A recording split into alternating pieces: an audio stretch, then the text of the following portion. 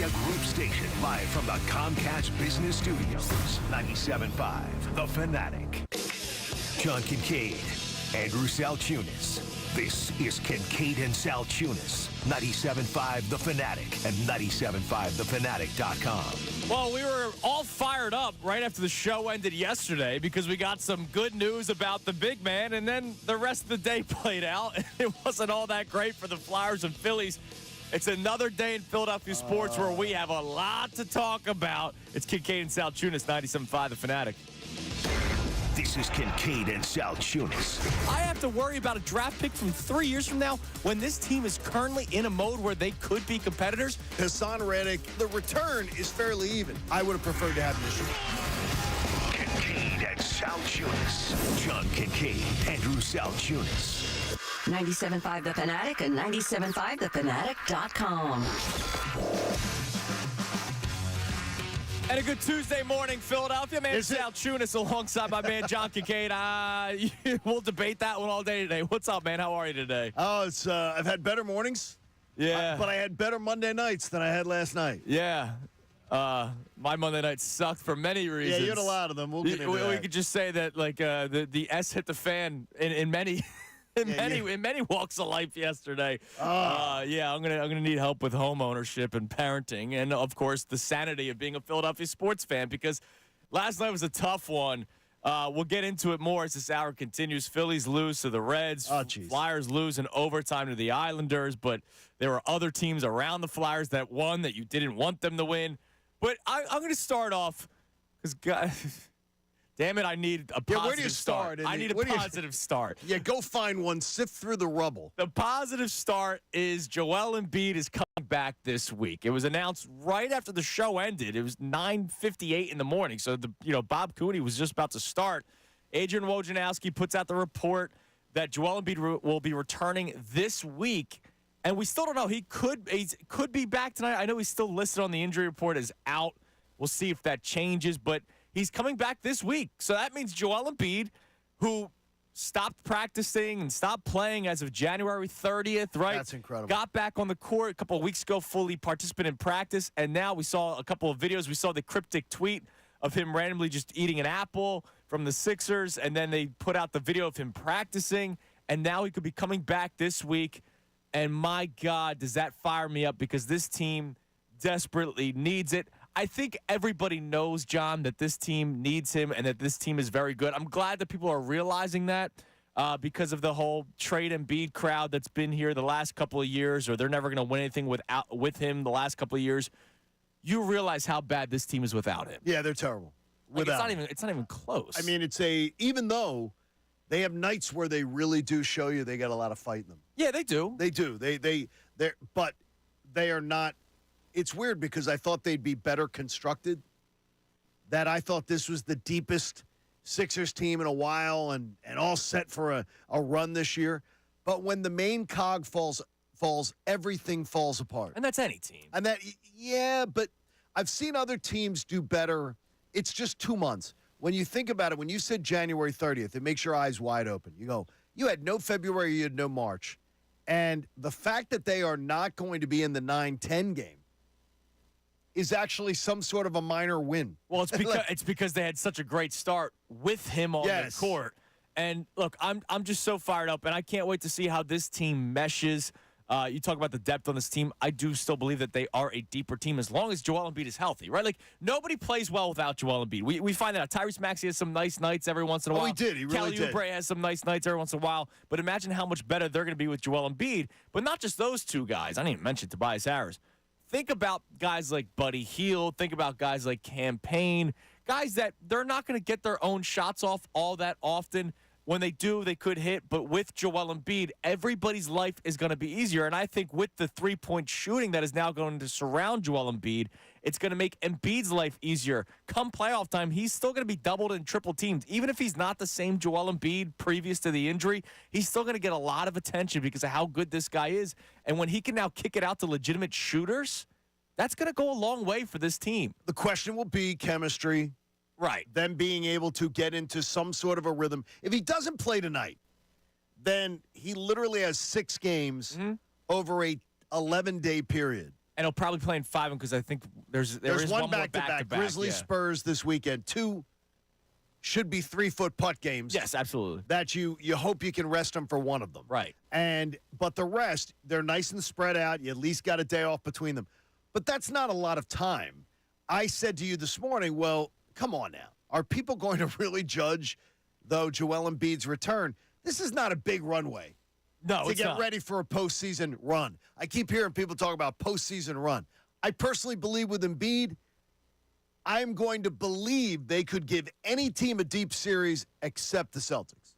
Yeah, I think we're all feeling that way. And then maybe if they can get to the Celtics in the second or third round, and if Embiid has more time under his belt, more the legs are getting back to full strength, you go, all right, maybe you have a shot, but we'll get there when we get there. Hopefully they can just avoid them early on in the playoffs because this team with Joel Embiid, we saw how dominant they were earlier in the season. Now, I have a question for the people today, John.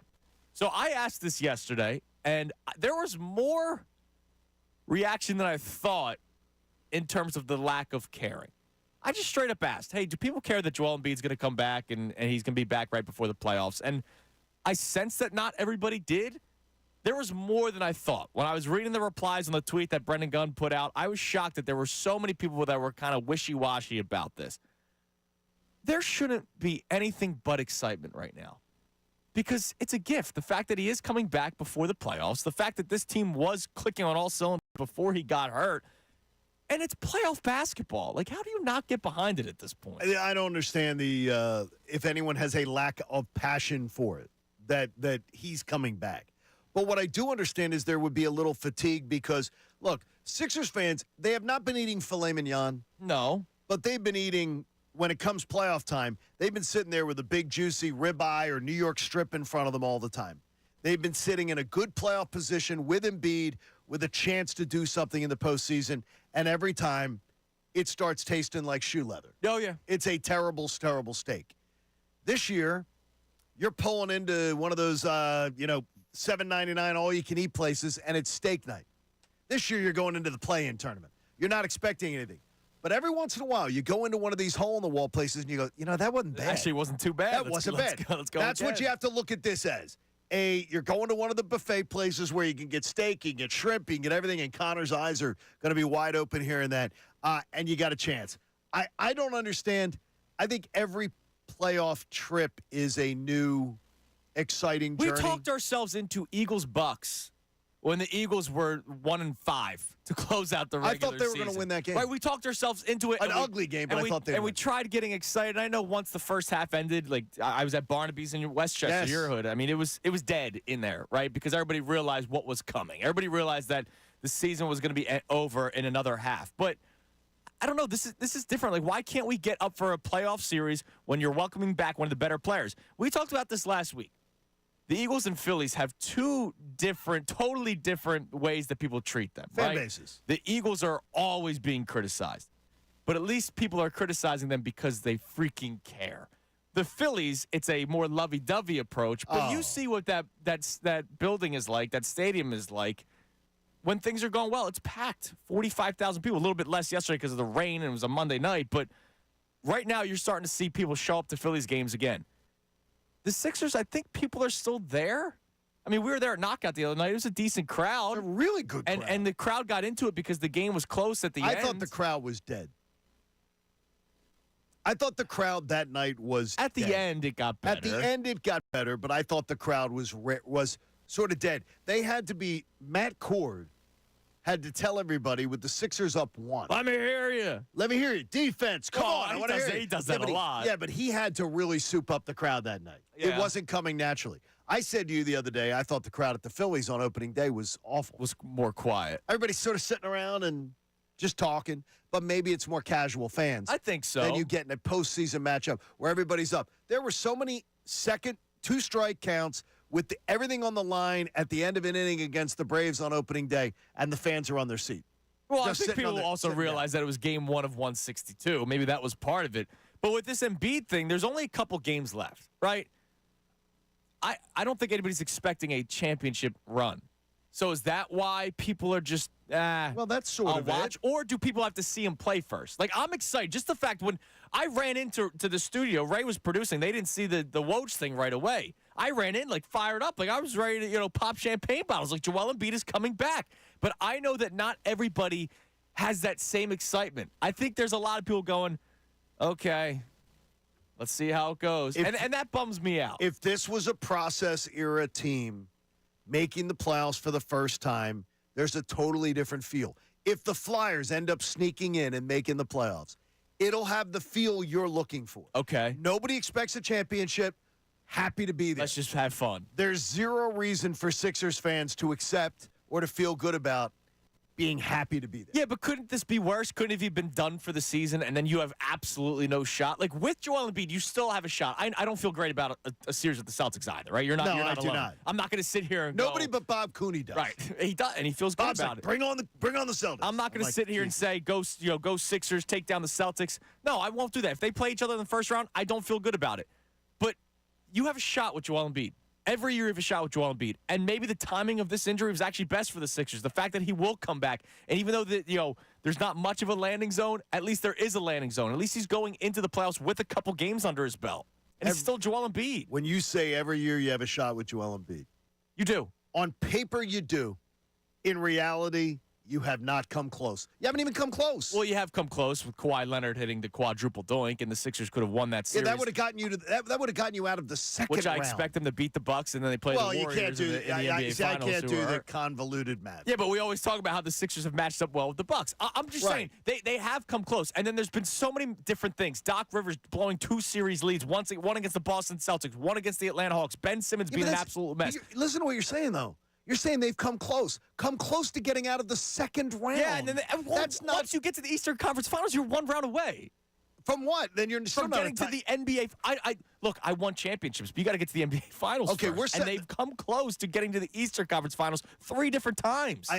Coming close, not getting anything done in 23 years is an abomination. Yeah, but Joel Embiid wasn't around 23 I got years you. ago. I'm But talking even about under the him. here and now with Joel Embiid, you have been 1 win away 3 different times from getting to the Eastern Conference Your Finals. optimism is because you want it to happen so bad. Well, as most absolutely, but fans I do. also know that Joel Embiid is a freaking dominant basketball player. It's not just optimism. It's watching him play and him being able to carry a team. He's a dominant basketball player that has also come up extremely small in the most critical of situations, like last year in Game 6 and like last year in Game 7, and he wasn't hurt. And I don't take Joel. And he wasn't hurt. I don't make Joel Embiid. I don't take that away from him. He was a problem last year in Game 6, as was Harden, as was Doc, as was Tobias Harris. That's why I think you're missing that part of the equation. It hasn't always been injury that has made people doubt Joel Embiid. It has been Game 6 last 5 minutes and Game 7 last year when he was disinterested. So then when the playoffs start, don't watch. Don't get excited. Don't have fun. Don't do anything. I think people have PTSD, Andrew. I think they're just not ready to go, okay, I'm supposed to believe again. Last year was the perfect example. Joel looked disinterested in Game 7. James Harden looked disinterested. They all did, except Tobias. He's the only guy that showed up. And that is an absolute disgrace. That's horrible. It's a disgrace. So I think a lot of people, that is going to be on his resume as much as getting a broken orbital bone is when Doc Rivers left him in a game that he didn't need to be in too long. Did not need to be in. Look, I get it, but I'm fired up. I can't wait for him to return. And I hope, want to see it too. I hope that the city can get behind the Sixers for a playoff run. And I'm not doing it, why? Because you guys are partners with the Sixers? No, I freaking love the Sixers, man. Like I have a love affair with that team. That sometimes they don't love me back. I get it. That's a lot of teams in the city. Wait a minute. You're an abused spouse. Yeah. In that relationship. I know. You are not, the Sixers have never loved you back. But they're close, man. I'm telling you, they've been 1 win away 3 different times, and every single year they try to reshape the roster with Ben Simmons and James Harden. We never would accept that imagine if we talked about the Eagles over a quarter of a century getting close to getting to an NFC Championship game and not getting there. The Flyers, it's been less of a run for the Flyers waiting that long. Yeah, but it's been if we waited for the Phillies, they were this close to getting to a National League Championship series. The circumstances are so much different with this team. Ben Simmons stopped playing basketball. James Harden had some ridiculous disconnect with Daryl Morey where he's got strippers holding up a sign saying Daryl Morey's a liar. There's something with the franchise that has poisoned the water. Okay, that could be the franchise, but I'm talking about Joel Embiid and the talent on that Well, court. Joel Embiid has also poisoned that water with his poor performances in clutch situations that have gotten people to say, you know what, I'm just not there with him. I'm not just buying in blindly again. I've done it before. Lucy moves the football. I try to kick it, and I fall. I'm not doing it again. I will watch it with wonderment. Of course you I are. will watch it with wonderment. What am I going to get? What am I going to get? What kind of excitement am I going to get out of it?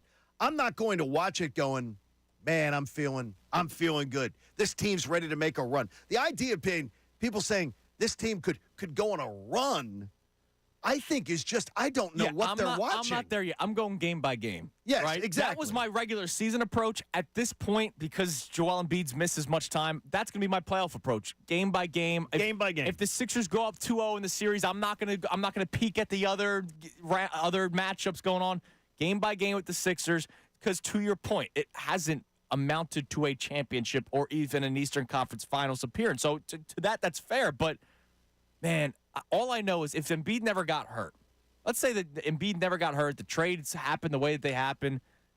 You mean this year? This year, and they're a 3 seed or a 4 seed. We're not going into the playoffs with the attitude that you're saying a lot of people are taking. I think they'd be a 2 seed potentially. Yeah, and I think a lot of people would be fired up. And they would be, but they would still, in the back of their minds, have the nagging thought, are we going to get disinterested Joel in a clutch situation? No, or are we going to get great Joel? I think people would say, look at him. He's playing even better than he did last year after he won the MVP. I think people would be a little bit different. I think the injury. But he was injury, an MVP last year. No, I get that. And he failed to even show up in the most. It wasn't just him. Everybody freaking failed on that team. I don't want to hear about the subsidiary players failing.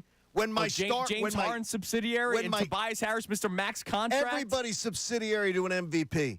Everybody is subsidiary to an MVP talent. And when I saw him completely not show up, Game 7 was a mess. Game 6 was a mess. Absolutely was. The final 5 minutes. So, I blame all of them for it. But you're asking people to go, that guy, that Joel Embiid, this is the year he comes through. And it's not always been injuries. Well, you can see what they are without him. Look at what they have been without him. Like this is my biggest problem with a lot of people when they do the whole, Joel Embiid's never going to win anything. Then get rid of him. And then when you get rid of them, you'll be lucky if you're a playing team. You saw the only reason why they're still in the playoffs right now is because you had Embiid for 30-plus games to start the season. So you're saying if they got rid of Embiid, and I do not advocate that they might be able to cobble together a team that could maybe win a first-round series, not do anything else. I don't know. I don't even think that they could do that. Well, I don't think they're not a playoff team. Tyrese Maxey, I like him at all. He's not carrying this team. I think they'd be a playoff team. No, they would not be. I'm telling you right now, if this they trade team would Joel suck. Embiid, I think they could be a playoff team. They could be in the play-in. How about this? A play-in tournament. Okay, fine. They'd be the 10th seed. Well, they'd be the Atlanta Hawks. They're in the play-in tournament this year. Because Embiid's been hurt. If Embiid's not hurt, they're a top. You said 2 Andrew, seed. You keep believing in something that has never. I love it about you. I love it. I love it about your fandom. I'm not even talking about going to the finals right now. No, but I'm talking about even minimal accomplishment. Getting to a conference final. That is a minimal accomplishment, considering a franchise that freaking lost on purpose to say we're gonna be smarter than everybody in the room, and we're gonna build this powerhouse team that never materialized. By the way, tonight, a team that took a scaled-down version of that is rolling into town as the number 1 seed in the Western Conference. The Sixers were a 1 seed once. And they were. This team, much more stable, much more How do you know viable. You have no idea. They have a long-term. They've not played in the playoffs. I understand, but they also have gotten. It is their future looks damn bright. So the Sixers look damn bright when Ben Simmons was still playing basketball. The only year I'm going to tell you, the only year that the Sixers' future looked at where it was like, damn, they are set, was 2019. 2019. So you had the Toronto series one year, and then you had that's 19, right? And then you had that was 19. Correct? So you didn't feel good about them going to the playoffs as a 1 seed? No, the 1 seed year, I felt good. I felt good that they'd beat Atlanta. I didn't feel good that they were winning an NBA championship. No, because I have to see something. I can't go a quarter of a century and see things and go, I'm going to believe, all right, they automatically go from this to a cataclysmic jump. No, I get I'm just different than that. But and I know you're not the biggest process guy. I get it. But no, dude, I'm the least process first off, guy. Shai Gilgeous-Alexander was drafted 11th overall. So it's not like he was the number 1 pick. And Giannis was what, 16? 14? He was in the He was in the mid-teens. Was he teens or 7? I forget. But, yeah, I mean, look, that stuff happens. Joel Embiid, the only reason why they had 3 first-round picks is Joel Embiid missed 2 years. And they were losing on And then purpose. they got benched. Yes, because No, that's why they had number that one. you were seed. so anti-process. Yes, I am. Absolutely. And by the way, the tree that bore no fruit. Well, it got you the best player in the NBA. That's great. And then- it has gotten me up. It's you know what it is? But the Ben Simmons situation could have happened anywhere, dude. Like, it's just unfortunate that it happened to us. Markelle Fultz all of a sudden could not shoot a basketball. Or they hadn't done their due diligence. The Sixers had horrible luck during all this. The Thunder aren't drafting top 3 picks every single year. Or they haven't done their due diligence properly with a guy like Markelle Fultz. Everybody said he was the number one. No, there was a lot of but the thing is, the good teams go and find players. Look, I didn't want to draft Markelle Fultz. I wanted to trade back. I wanted De'Aaron Fox. I talked about that a lot. I wanted to actually move back and accrue more picks and get De'Aaron Fox. I love your passion and your fire and your belief. I'm just telling you, you're in an abusive relationship and you don't know it. But all I'm saying is, if you don't have Joel Embiid, you are what you've been seeing, which is, all right, great. You're the 10th I'm sitting at seed. home. I'm sitting at home when the biggest games of the year are played. I've been doing that for a quarter century. Yeah, but it's a lot worse, and you have nothing to look up to or forward to, or I have hope. There's hope with Joel Embiid. Every year you have hope. You don't want to go contender? Fine, I'll go hope. I think you have tons more hope than the average fan does. I really do. I don't, and people will chime in on this on the text line and text otherwise. line and phone line 610-632-0975. I'm fired up. He's coming back this week, baby. I'm fired up. I'm not necessarily fired up about what happened last night for the Sixers and the Flyers, or Phillies and Flyers, excuse me. At least we have good news to turn to. Wow, you hate it. You don't like the good news. I'm the only guy that likes good news, apparently. It's Kincade and Salciunas, 97.5 The Fanatic. You feel like you know what's going on? You got a technique yet? Yeah, make it into the basket. All right. It's my technique. Jim, you got a technique? Not really. I'm just going to try to make it.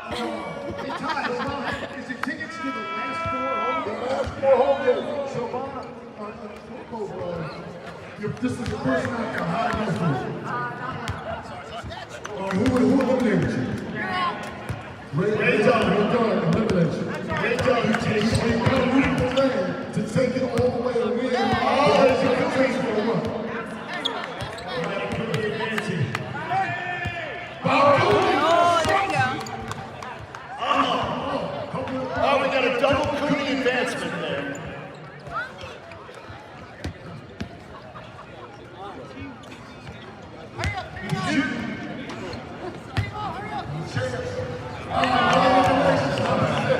What's your name?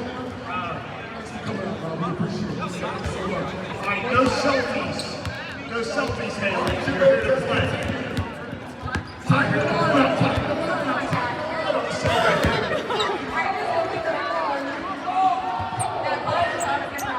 Oh, you were looking for Connie to get back up. You're good. He's good. There is another one. Andrew, you ready? All right, Haley, shoot it. You got technique or? Yeah, I just don't care. And if it goes in, that's great. Blood pressure's very low. That's how it works. Low blood pressure. What about you? You got technique or? No, I just made 2 in a row. I'm that good. She's played Talked about this 2 in a row. I'll miss right here. I will guarantee I miss this ball. Because you've been talking about 2 in a row. See, now the kids are shooting. This is nice. There we go. Come on, keep shooting. Keep shooting. Gotta get up there. Good job, lady. Good job.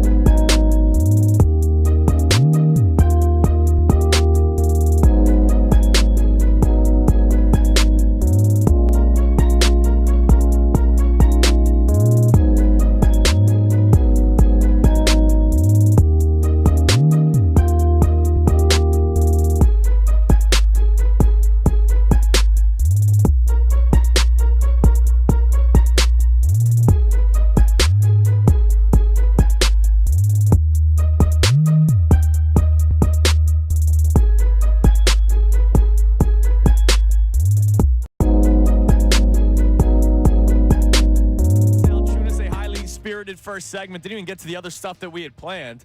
We'll get I forgot. to it. I was with Mr. Anti-Process over here. Yeah, and we're not doing a process show, right, though? Like, we're setting that out. We're not doing the process thing. I'm talking specifically about Joel Embiid and how he makes you a contender every single year. He provides hope every single year. I know you're basing things off of previous series. I'm basing things on results. Okay. I'm not basing things on hope. I'm not basing things on feelings. I'm basing things on results. I'm doing watching the game and seeing the best player on the court every single night when he plays. And I'm basing it on not every single night. Okay, there might be a night where he does not play as well as somebody else. You mean like when this city saw him in Game 6 and Game 7 last year? I'm saying if I were to start a team, I'm taking him over a lot of other players all across the NBA. There are nights where he is down nights. That's not what I'm saying. What I'm saying is all I know is when he's out there, on paper, whatever you want to say, he's the best player on the court most nights. Did Boston's best players come to play in Game 6 and Game 7? They did. They didn't earlier in the series. Did Miami? Jason Tatum did not earlier in the series. When you lost to Miami? Good for Jimmy Butler, man. He's a freak. Yeah, but Andrew, it's that you can't hold it to a standard. The best players in the game, you know when they make their best, when they become the best? Is when they become the best when they win then, and when they play on the biggest stages. Then trade Joel Embiid. You don't want to do a process, but you don't believe that Joel Embiid's ever going to win. So you're going to start over with Tyrese Maxey, and I guarantee you are a play-in team. No, because I don't want to trade Joel Embiid. What I'm saying is I don't want to also give people blind faith. I don't want to go. I'm not even saying they're going on a championship run. I'm just saying when he comes back, you are a better basketball team. There's no debate. Nobody's arguing that they're a better basketball team with a beat. You're arguing with yourself on that. Enjoy yourself going into the playoffs, and you're telling me, I get it. You're not wrong. There are people out there that are saying, what's the point of even enjoying it? Because I know they're going to end up losing. I just think that's a piss-poor attitude. Because year after year, they're fed the same meal. But you never know when that meal might change. You never know when the chef might change. They might hire a new chef who's great. So when you go, you're telling me you keep going back to the same restaurant with the same positivity. If you have bad meal, you're not going in with the same. The fourth time you go in, you're not going in with the same going, this is the night they get that veal parm right. You're not. But I got Joel Embiid, dude. You're comparing it to kitchens and all this kind of stuff. Joel Embiid is a dominant player, and when he is on the court, he makes everybody else around him better. There's no debating that. No one's debating you that he's a great player. But it's the idea that you want people to just be as enthused as you are. It's great. There's people who are saying, I've seen the movie, I know the ending. And guess what? Maybe they'll be proven wrong this year. I sure hope so. But we all do. And I don't think they will. Nobody's rooting for it to happen. Nobody's rooting for it to be a crappy spring. People want to move on from him. There have been people that have been dying to move on from him. So I wouldn't be surprised if there are people that go, I just want him to get swept so they realize that he's not good. Now, that to me is stupid. That to me is flat out stupid. But he's the most disrespected athlete in Philadelphia. I've said it a million times. Wow. I need more results on the report card before I'm just going to throw the bouquets. So we got text, Connor Thomas. Good morning, 610-632-0975, the call-in line and the text-in line. Yeah, we do. Good morning, boys. So the first one here will go to Andrew. I appreciate the passion, but there's no excitement in awaiting the return of Mopey Joe. Yawn, yawn, second-round exit, yawn, yawn. All right, well, that sucks. That's one. It must suck to not care about your basketball team. And they're calling him Mopey Joe and yawning at him, and that doesn't feel like the respect How is he Mopey Joe? I get it. You haven't seen it? No, I've seen it. But we're saying this now? No. We're saying that the guy's coming back. Enjoy yourself. We're hoping we get a Joel Embiid that is motivated and ready for the big stage and ready for the biggest moments. That's a Joel Embiid who we have not seen in the postseason. Okay. What else we got, Connor? Well, we also have one that says excitement should absolutely be there. I think the problem for a lot of fans is that they haven't seen him with some of the new players and haven't seen him play in so long. It's hard to imagine, again, what he looks like when he plays, but the excitement should be there. Like, I love Nick Nurse being here. I've been waiting all along to see Nick Nurse in a playoff series because I believe Nick Nurse is the best steward of the talent that Joel Embiid has ever had a chance to play with in a postseason. So there's a positive. As I'm watching, I do believe I'm a Nick Nurse believer. I'm a Kool-Aid drinker when it comes to Nick Nurse. And that's great. I saw it this year because I saw a different brand of basketball. And more importantly, I saw Joel Embiid able to sit for 13 fourth quarters. Which was awesome. And that, to me, says this guy has a different way of using Embiid that might pay off in the spring. I didn't see, obviously, the injuries and the injury there. Right. But I also blame him for playing him when he was obviously hampered. And he put him on the floor and ended up hurting him. Well, yeah, the Warriors. Was dumb. I mean, that was dumb. That was really dumb. And Embiid probably also wanted to be out there. I don't care what the player wants. I know, you got to shut him down. Players got to protect. You got to protect the player against himself. Got to shut him down. All right, so we have the text line. Sure. We also have the call line. Let's go to Scott in West Philly. Scott, you're on the Fanatic. What's going on, fellas? What's up, Scotty? Another day, man. So I'm with Andrew here, man. When the season started, of course, I was, wake me up when they get there. But did you guys see Embiid this season so far? Like, when he played? He was the best I've ever seen him. The best I've ever seen him. If I don't even have the math in front of me, but I need someone to pull the stats when I hang up. What would the Sixers' record be if he would have not gotten hurt?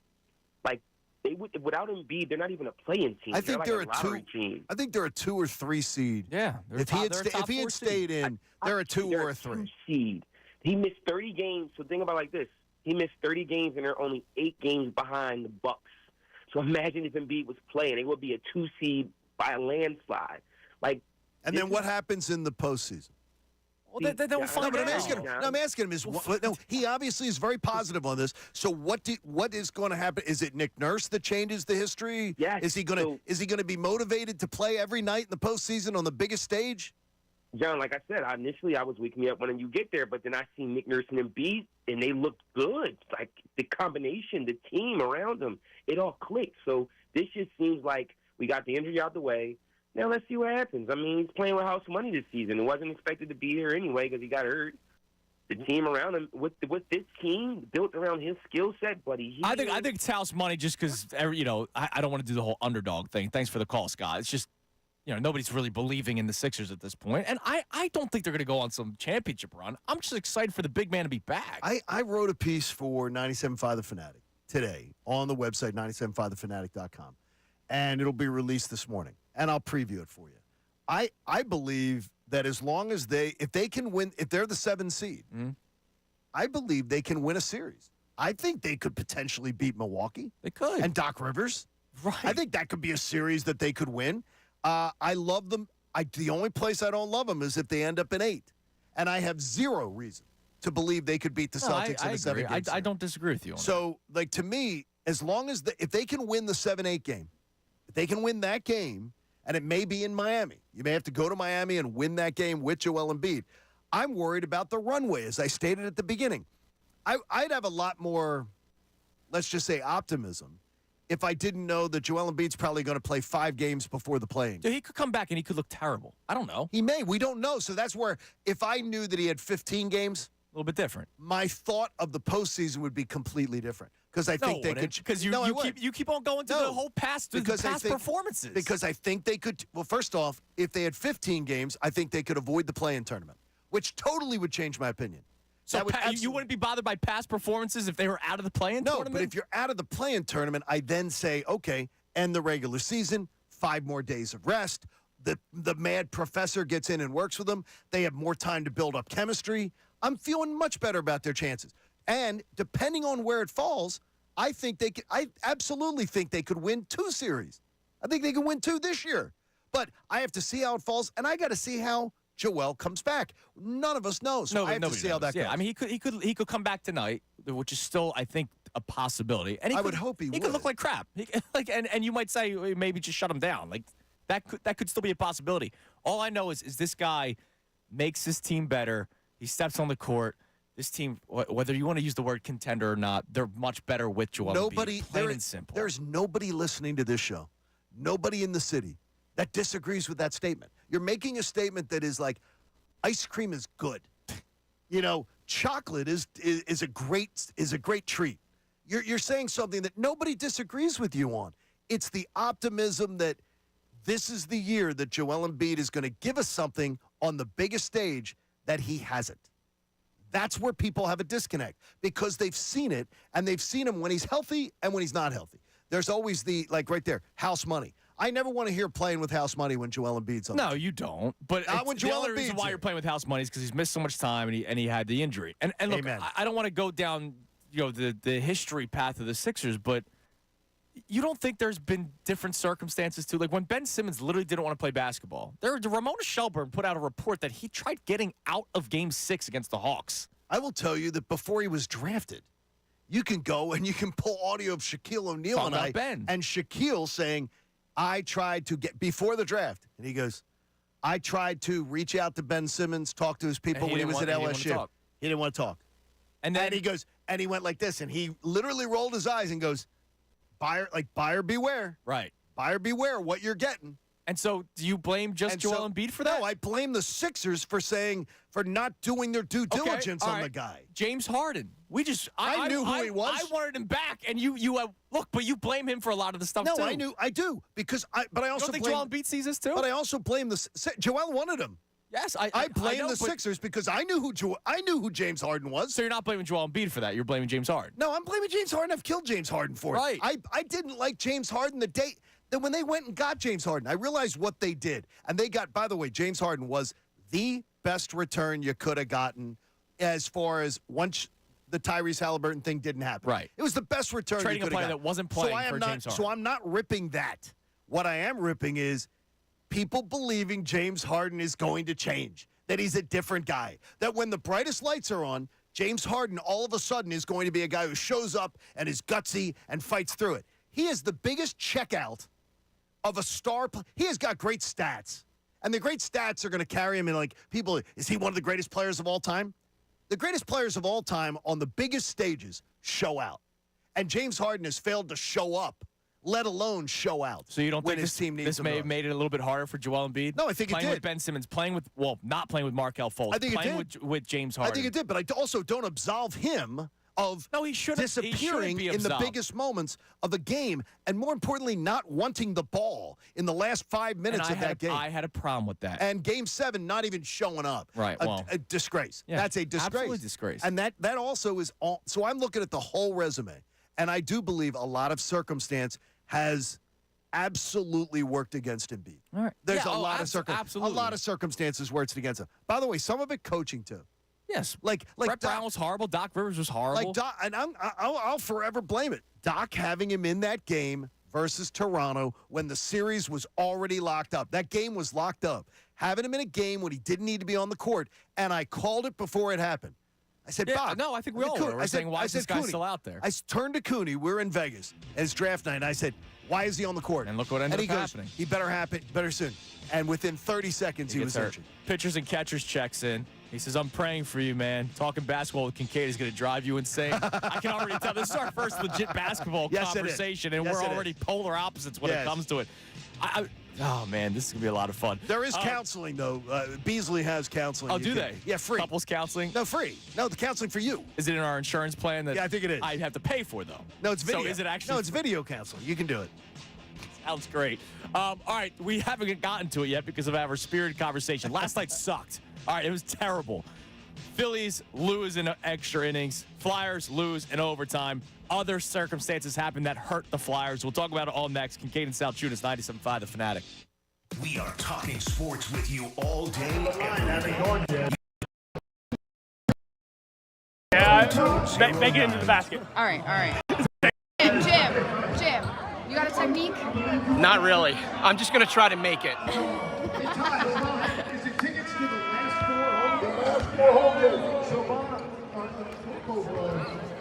This is the person I can hide who eliminated you? Ray John, eliminated you. Ray John, you got to leave the lane to take it all the way and win.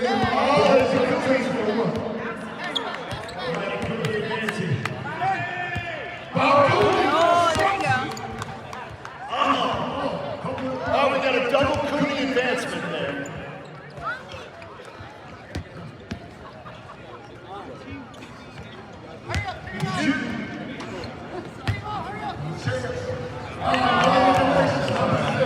What's your name? All right, no selfies. No selfies, Haley. You're here to play.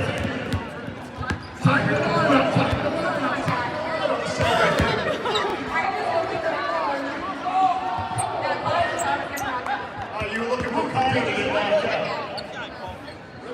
You're good. He's good. There is another one. Andrew, you ready? All right, Haley, You got technique or? Yeah, I just don't care, and if it goes in, that's great. blood pressure's very low. That's how it works. Low blood pressure. What about you? What, you got technique or? No, I just made 2 in a row. I'm that good. She's played Talk about this 2 in a row. I'll miss right here. I will guarantee I miss this fall. Because you've been talking about 2 in a row. See, now the kids are shooting. This is nice. Here we go. Come on, keep shooting. Keep shooting. Gotta get up there. Good job, lady. Good job.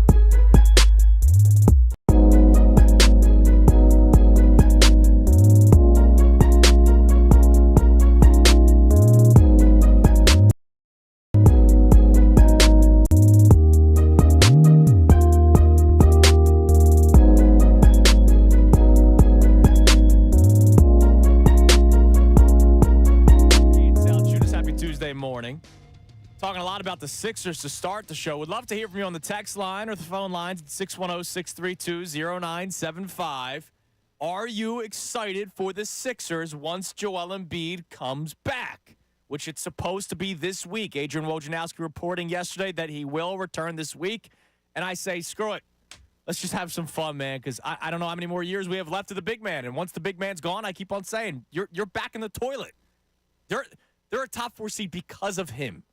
And without him, you're maybe a play-in team, and that's with Tyrese Maxey. And I love Tyrese Maxey, but he also benefits playing with Joel Embiid. A lot of people do. Now, last night. Oh, geez. Last night sucked. Must we? We'll start with the Fightins, who started their series with the Reds, and they lose 6-3. But it's how they lost. So they're up 2-0 after the first inning. Brandon Marsh, hashtag my center fielder, threw out a runner at the plate to keep it 0-0. After not even getting close to catching a ball that Rojas would have caught for an out. He threw a guy out of home. So that is nice. No. I like it. He threw a guy out at 10 feet above home plate. JT Realmuto's an athlete. JT Realmuto saved that. So Phil's up 2-0 at the first. Alec Boehm, it's a cue shot down the line that scored 2 runs, and you're going, all right, great. They got going early. And Christopher Sanchez he was beautiful. Nasty last night, what man. Was it, 84, Connor? 84 pitches?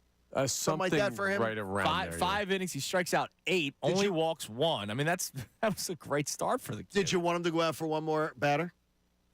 I was fine with that. You were fine with him leaving? Yeah. He left, and then the bullpen. It happens every freaking time. The bullpen comes in, and the Reds score 2 runs in the 6th. Immediately. To tie immediately. Blink of an eye, the Reds make it 2-2.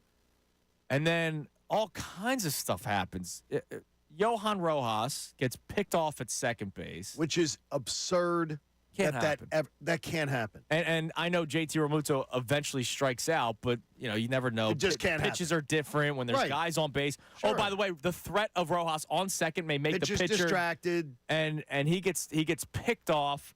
That makes it 2 outs in the inning. JT Realmuto then strikes out. Inning over. They go to the ninth, and Alvarado gets out with a runner on second base. And you go to the bottom of the ninth, they do absolutely nothing. And then you go to the extras, and you're thinking, all right.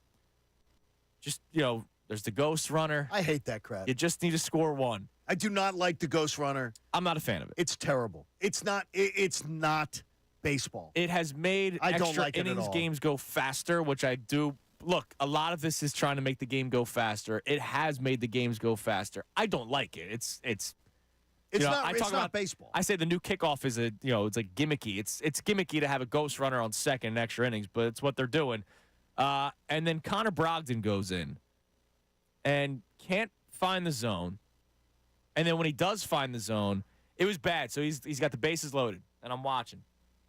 And it's he throws the strike, and the crowd gives him the Bronx cheer. The Bronx cheer. And I could tell he took a lot off the fastball to try to get it over the plate. Maybe he was overthrowing, and he throws a 93-mile-an-hour cookie. He throws it right after John Kruk says, "Well, good luck. Well, this is good." He doesn't hit home. He doesn't have any grand slams.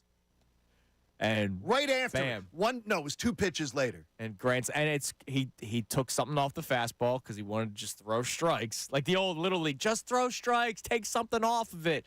You take something off of it in Major League Baseball, hitters, whether they've had grand slams or not in their careers, will make them pay. And the first thing I thought about when that grand slam was hit, he was dominant in the playoffs 2 years ago, Brogdon. He helped them in a couple big spots. And pitched like an inning and 2/3, 2 innings. Last year, he couldn't even make it to the big league club. He was down in the minors for most of the season last year, and he's been horrible to start the year. I think he needs to go back. He might just not be a major league pitcher. He's not. He had a run. He had a window of time. He was great in the playoffs 2 years ago. He had a window of time. He was one of your go-to relievers. But not. No. And tough one. It was tough. It was tough. And by the way, the Mickey Mouse base running for this baseball team. Yeah. With another couple guys thrown out on the base paths. This team does too many errors where you're giving extra outs, and then too many giving away outs. This team is the most charitable Major League Baseball team out there. Yep. Giving away outs, and just for some reason, hey, you want some extra outs? We'll do that too.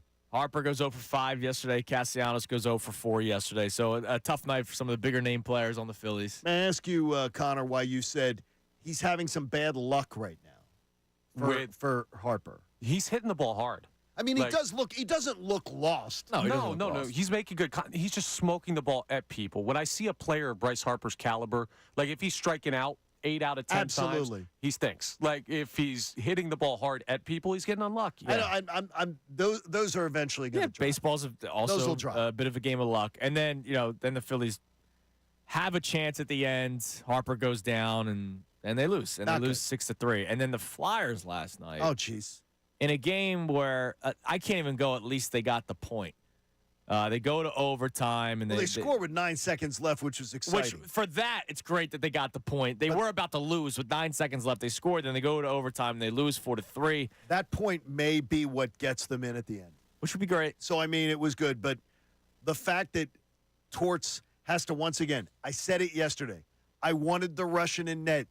Give me Fedotov from the beginning of that game. Ursan lets in 2 crappy goals. Cookies, yeah. Terrible. The second one was terrible.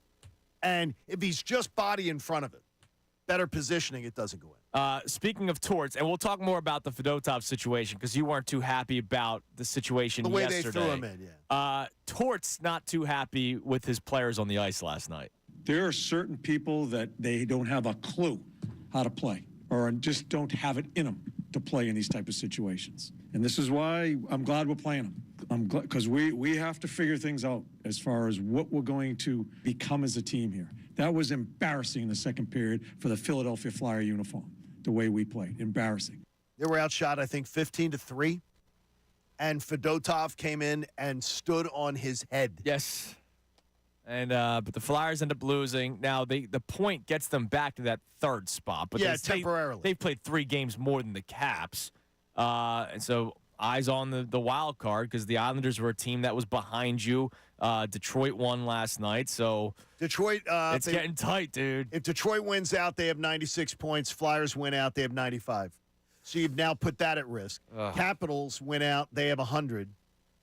So win out. Except for the point last night, it was very close to an absolute worst case scenario night for the Flyers. It was an abysmal night. And now, it's bad. Now the Flyers have put themselves in a position where they need help. Good news is, I could see help coming. Yeah. I could see help coming because I don't think any of these other teams are that great. But the biggest, kick in the junk now, you've lost 5 straight games, and you did well in the gauntlet. You did. It's post-gauntlet where they're struggling. Urson, the wheels fell off. And for some reason, they didn't just let Fedotov start last night. Well, we'll talk about that more because I know you feel a certain type of way about it. We'll reset the show coming your way next. I'll talk more about the Flyers because John was not happy with Torts' decision yesterday. And there's something with the Eagles that I want to get to about the roller coaster that this offseason is. We'll talk about it more in the 7 o'clock hour. It's Kincade Salciunas, 97.5 The Fanatic. Fanatic Sports Update. The Phillies implode in extras. I'm Connor Thomas, and this update is brought to you by Jackson Hewitt. It matters who does your taxes. People saying, Hugh, yeah.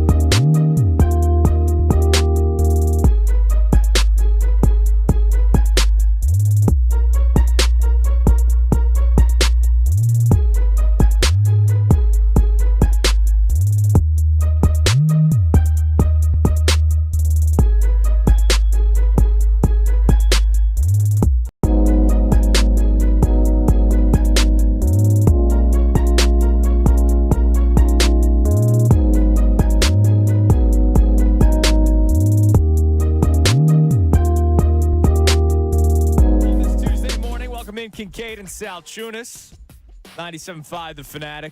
Rough night last night for the Phillies and Flyers. We talked about that in the previous segment. Later on this segment, John has a little bone to pick with Torts, and you're a big Torts guy. Oh, I am. I'm all Torts stuff. For you to have a bone to pick with Torts, I'm interested to hear about this. But what we got into to start the show was a much more spirited debate about Embiid than I expected. Joel Embiid is prepared to return at some point this week. It could be tonight. If it's not tonight, at some point this week. Adrian Wojnarowski reporting that, so you know it's fact. Like, it's going to happen. And I'm just excited for it. Look, I don't think they're going to make some miraculous playoff run. I really don't. But I just know that Joel Embiid coming back, it excites me.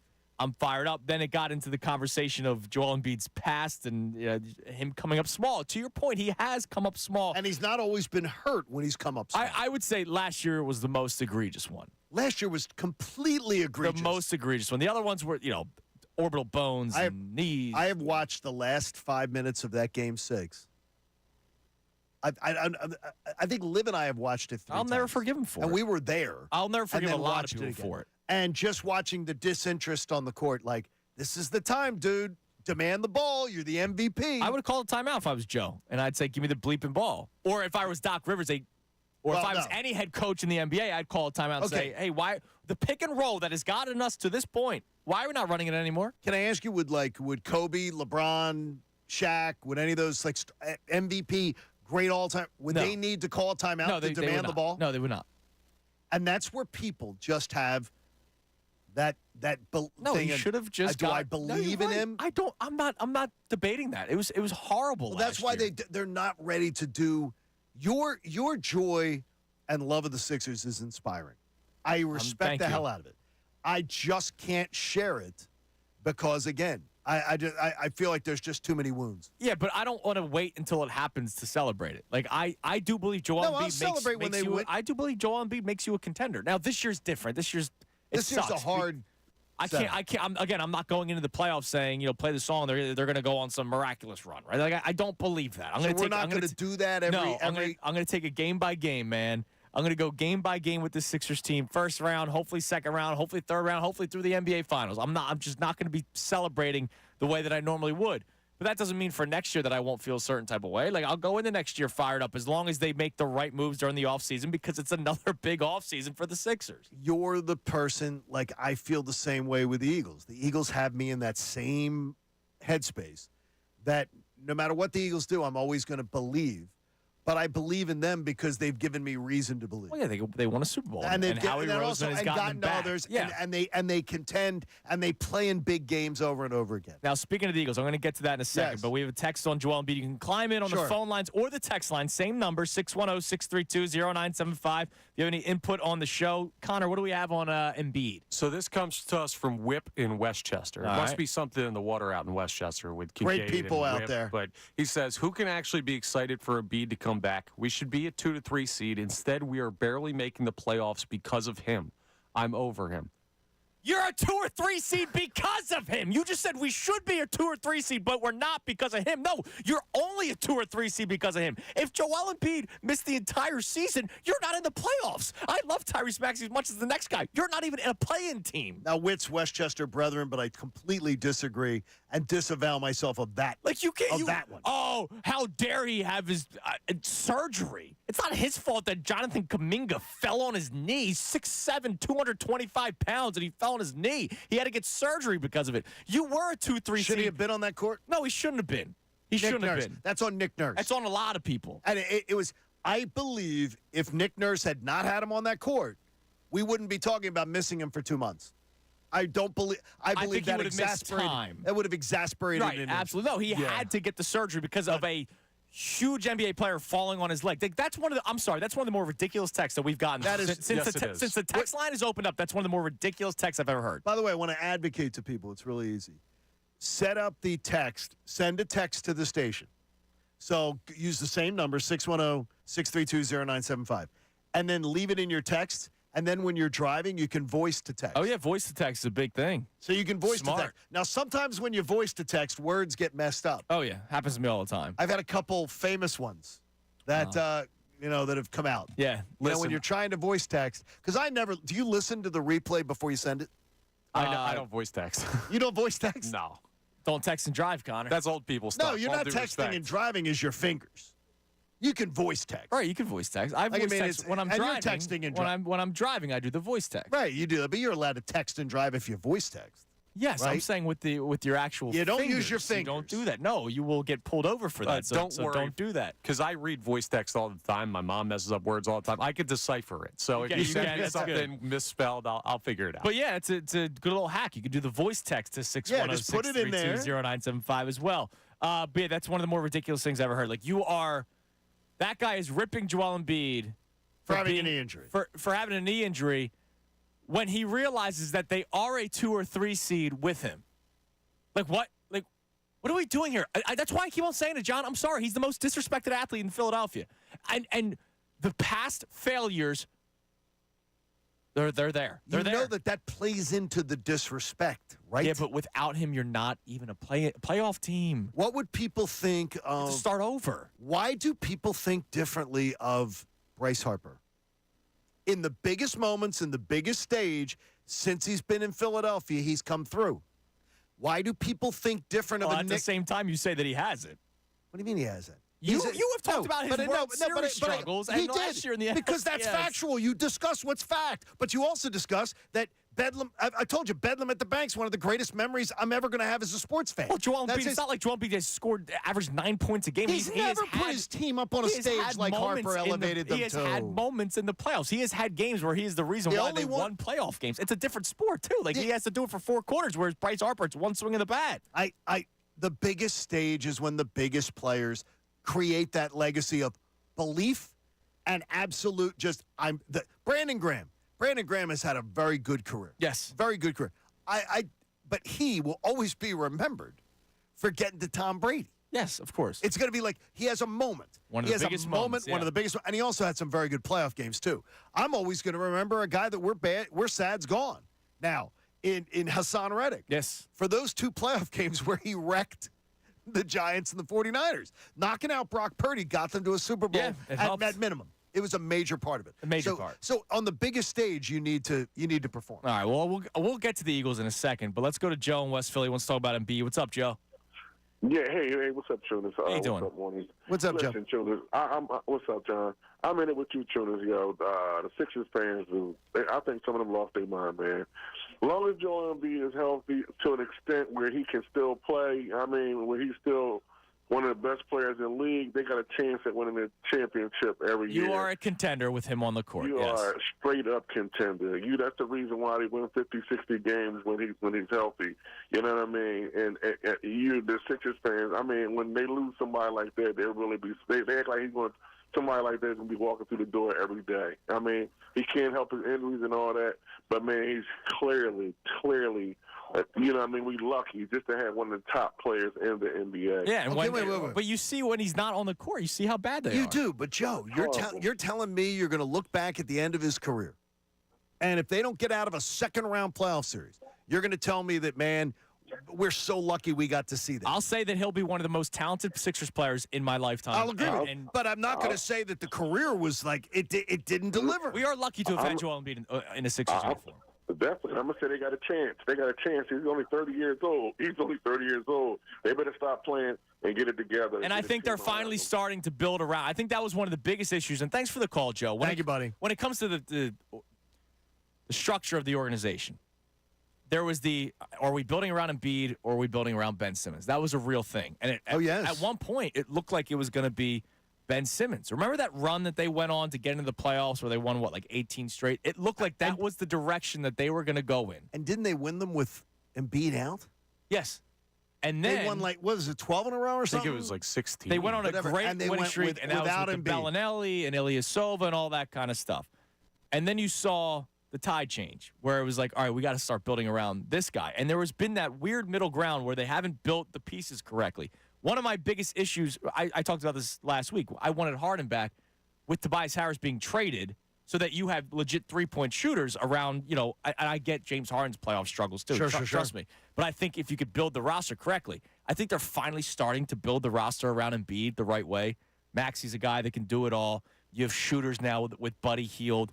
Kelly Oubre is a guy that can actually create his own shot, which the Sixers have not had from the wing player because Tobias Harris has just been a minus for 5 years at this point. See, I think getting on the James Harden bandwagon to bring him back again, though, is just saying, I've seen it, but this is the year it's going to be different. I don't believe it will be. And by the way, this year I don't think it will be either. And now it's Joel Embiid's team. There's no debating it, right? There's no. And I like the way the thought process of how this team's been put together. And I love the hire of Nick Nurse. I loved the trade deadline. I know Keith Pompey said nah the other day where he doesn't think that they're better post-trade deadline with Embiid on the court. I do believe that they are because it's built for a Joel Embiid-led team. Whereas the last couple of years, even with the Ben Simmons things, it was let's try to get top players in the draft and see if it works out. And it didn't work out. But Joel Embiid is the best player out of all of that every single draft pick that they've made post-process. Joel Embiid's the best player, and they're finally building a team around him. Go and getting guys, though, at the end of their careers with a little tread left on the tire, or then hearing that, well, now we're going to go get Paul George this offseason. It's just... I don't want him. It's not. That's not going to win you a championship. No, and period. It's not. Well, if he's healthy, but that's a big if. Yeah. Because it always has been an if with Paul George. It's always been an if with Joel Embiid. All right, so we would love to hear from you, 610-632-0975. Now, I have a question about the Eagles. So I talk about the excitement for the Sixers once Joel Embiid comes back. I kind of want to do an open-ended conversation. Like maybe, I don't know if it's a therapy session. I don't know what it is.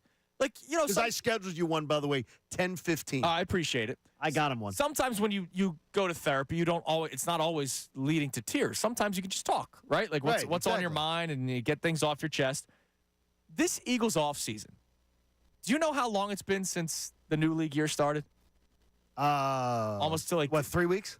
Okay, tomorrow is 3 weeks. Okay. Now you're very logical. Hasn't it felt like 3 months?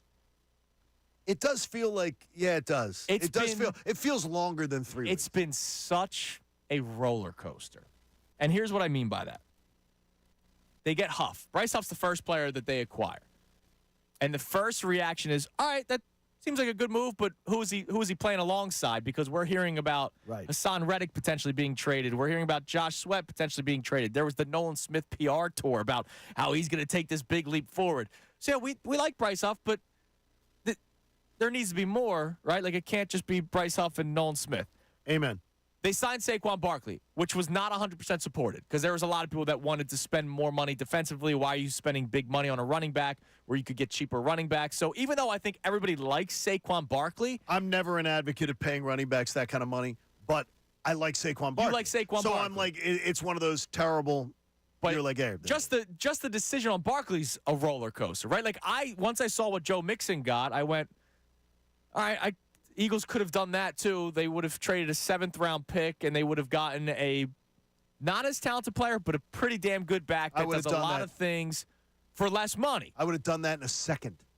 Chauncey Gardner-Johnson, I think we're all excited for. Love it. But when healthy, we're going to talk about Paul George and Joel Embiid. This guy, he played 2 games last year, missed a lot of time for the Eagles the year before that. Yeah, the knee injury he took last year, it doesn't mean you're injury prone. No, it doesn't. And a lacerated kidney means you play tough. Right. So I don't consider it an injury. But everybody does the best ability is available. Yeah, so I got you. We'll see. Remember, we talked way too much about the backup quarterback, about Justin Fields. They ended up trading for Kenny Pickett instead of Justin Fields. People were outraged by it. They trade Hassan Reddick over that last Friday. I think we've been so up and down. It's been such a roller coaster, and it's only been 3 weeks. So I just want to, how are we feeling? I'm still okay with the offseason. I'm very happy with the offseason. The Hassan Reddick trade took a hit for me. I think you're better on offense. I think the offensive line is thin. I think I can't say you're better on defense, but I can say that I like the vision of where they're going by improving linebacker, even though Devin White at $3.5 million, I'm all in. Yeah. And Chauncey Gardner-Johnson, I'm optimistic. So I'm going to say it's sort of a wash for me right now on defense, but offensively, I think that they are you've got all the funny, all the big shiny toys. Right. But the offensive line to me is way too thin. I just feel like the first 6 hours of legal tampering was like a party. Even though a lot of people were not totally for the Saquon Barkley signing. I think people got excited. Yeah, for, I don't think for the anybody name. was anti. Right. It was just I wish that they did this instead. But since the high of the beginning of legal tampering into the new league year, there's been some questionable decisions, or you're seeing other guys go to different teams, and you're going, oh, damn, that would have been a nice fit for the Eagles. We were talking about them being a Final Four team if Hassan Reddick was back, and now the Hassan Reddick trade kind of takes a hit for that for all of us. Does for me. Now we're waiting for what's next with Howie Roseman, but tomorrow is 3 weeks, only 3 weeks, even though it's felt like 3 months since the start of the new league year. I would love to hear from people on the text line or on the phones at 610-632-0975. It's kind of like just an open-ended Eagles conversation. How are we feeling right now through 3 weeks in the offseason? I think good, but it's been a roller coaster. I don't think they're any better. I don't think that they are where I'm saying no, because I'm not going by the 1-6 collabs. But I think that they are what I thought they were. They're an NFC contender. I don't think that they are any more, like I'd be willing to put more money on the table based on what I've seen so far. Okay. They're an NFC contender. They haven't moved the needle for me to say, and again. Like I'm going to put all my money down on the Eagles winning. If Hassan Reddick, if he was on this team, I would pencil them in the NFC title game. Right. He's not. But he's not. So that, and now I got to takes see a bit of a it. hit. And I'm telling you right now, and I'll bang the drum again, I do not like the status of the offensive line. I feel very. Right, I think because you're worried if somebody lost goes three bodies. If somebody goes down, they've you're lost in trouble. 3 significant bodies to this team as far as depth, as far as starting. I am concerned about the offense. Which is why I still think they go lineman first round. I know we had Andrew DeCecco in last Thursday. He's feeling really good about corner in the first round. I am not. I think that they go with the kid from Oklahoma who's the future right tackle to replace Lane Johnson. He has worked out with Lane. Look, they took Jason Kelsey's input on Cam Jurgens, right? They did. Why wouldn't you take Lane Johnson's input on the right tackle? Second round versus first round pick is the only thing that I would think. Okay. Is that they knew that they were going to develop Cam Jurgens. Right. On Kelsey's recommendation. Kelsey takes him under wing. Kelsey shows him the ropes. But Cam Jurgens also wasn't a starter his first year, whereas this guy, the kid out of Oklahoma, he's your starting right guard. He could be. I don't know who else it would be. I mean, I don't know. They fell out of love with Tyler Steen, it Isn't he seems. big for a guard, though? Yes. Yeah, but he's one of those guys where you're going to draft him and have him start and then eventually take over for a right tackle. I mean, don't think they I'm wouldn't be the worried first about time. the line being too big. A lot of times, though, and I do believe, and I got to tell you, a Stoutland University thing, I don't think he likes right because of guards throwing that lanes height. and Exactly. everything. But still, if that's our problem Okay. that he's too big, I'll live with that one. So, Connor, how are you feeling? I feel like really right good. now, we're tomorrow is 3 weeks since the new league year started, right? And it has been a roller coaster. It feels like it's been a lot longer than 3 weeks. Maybe it's because I've been working with you for almost 3 weeks. I'm exhausted That already. could be. How are It's you a process, right now? Andrew. It's a process. How are you mentally right now with the Eagles? I'm feeling really good about him because to me, the most important thing was taken care of a month ago, plus the coaching. Like, that's a big one. The number one problem with this team the coordinators. Yes. But the head coach is still there. Well, in what capacity we've had that debate before. But the number one problem with this team last year was not the talent level. It was the coaching. The talent level was lacking in some spots. But you think it was coaching? Yeah, absolutely, dude. They had a lot of the same guys that they went to the Super Bowl with. Like, they missed some guys on defense, obviously. But the offense was terrible with a lot of the same cast. The defense was unplayable with some really talented players. Well, I blame the players. I blame the players for that collapse. I'll just tell you, doing more than anything post game, like it was a lot of the fan base was just on the coaching. Yeah, because they don't know. They don't. There's no reason that they had so many talented players. Fletcher Cox told you that why they were losing. He told you. And that's why I don't think he showed up to talk the day he cleaned out his locker. Because he told you it's players not wanting to do what they're being asked to do and people wanting to do their own thing and freelance. So what do you do? There was a disconnection.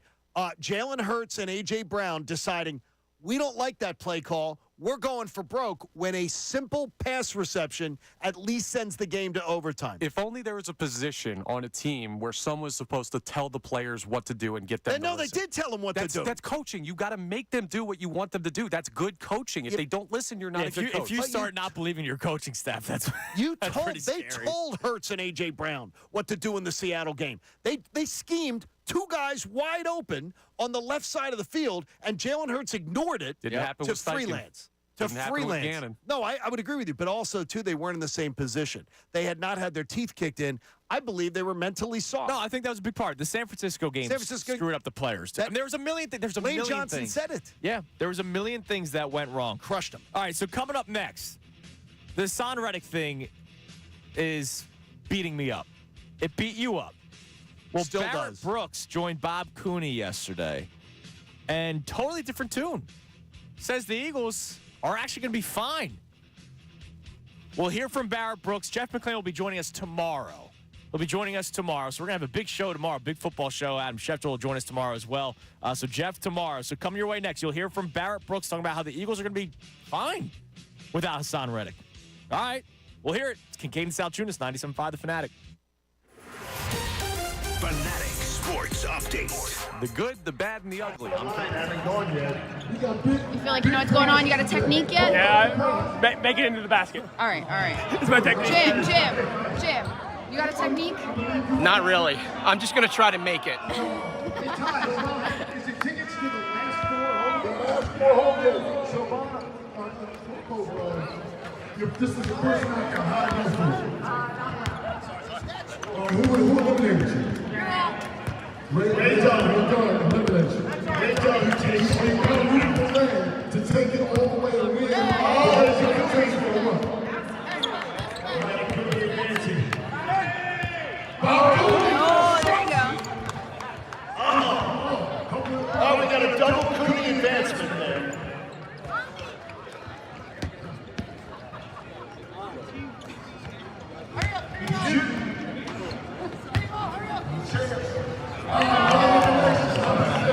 What's your name? No selfies. No selfies, Haley. You're here to play. Tiger line up.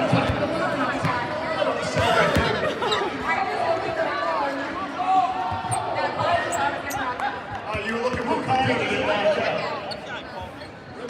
You're good. He's good.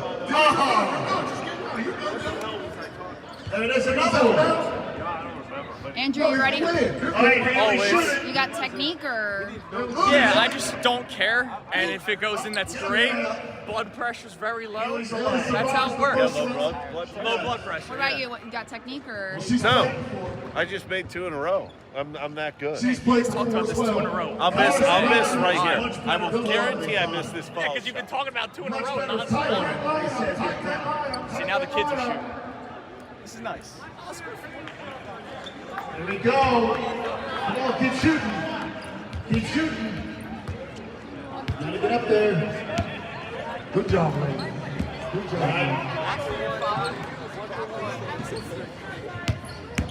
There you go. There you go. Keep shooting. Long line. Next person up. All right, you made it. How you feeling, all of you? I made it to the first round. That's all that matters. That's all that matters, right? Still in. How you feeling? Still in. Good? All right. Feel good. No one and done too. Come on. See, people being a little too friendly. Don't be friendly. You gotta keep shooting. Gotta shoot. Move up, Move up to the foul line. Move out. Foul line. Move up. Gotta shoot. All right, get moving. Gotta shoot. All right. Keep shooting. Come on. More tough note. How you feeling, Pat? You ready for tonight? 5-3. I'm not ready. Tough one out there, Lord. Patty, get ready for Your tonight. brother stays alive. Here we go. Yeah, she's her brother. You're safe. How do you feel? Oh, good. Feeling ready. You ready for the next First round's time? done. All right. How you guys feeling? Feeling great. Coming for that one spot, baby. How you feeling? No? Pretty good, pretty good. Hey, number one? How you feel? I'm feeling starstruck. Starstruck? Living the dream for real though. How Like for come? real, for real. Because when people say they're living the dream, they don't really mean it. But right now I am. I'm on an NBA court. Right. Waited my whole life for this, man. And I just scored a basket. Not getting excited for what I was going to do out here tonight. Would you be willing to knock out Savannah another time? Yes. To win the game. Good there, Coach Edwards. He's gone. We've had 4 eliminations so far. 4 eliminations so far. Keep going, keep going. Come on. Gotta keep shooting. Keep shooting.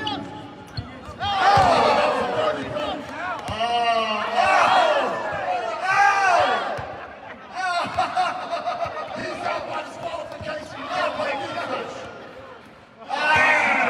Goal.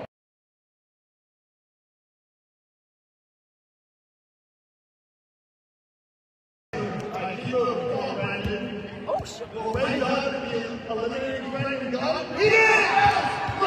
Ray Dodd is on Ray Dodd. Does it hurt more when Ray Dodd does it? It does. At least he didn't wave goodbye to me this year. You did a hell of a job. Jim, Come on, Jim. Back in the line, haven't gone yet. You feel like you know what's going on? You got a technique yet? Yeah, make it into the basket. All right, all right. It's my technique. Jim. You got a technique? Not really. I'm just gonna try to make it. Is it tickets to the last 4 home games? Savannah, this is the first night. Who eliminated you? Ray Dodd eliminated you. Ray Dodd, he takes to take it all the way to win. It's a good for the run.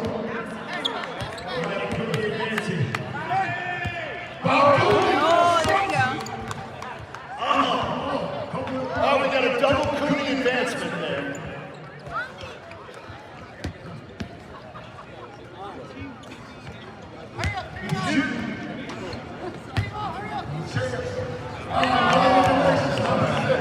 What's your name? No selfies. No selfies, Haley. You're ready to play.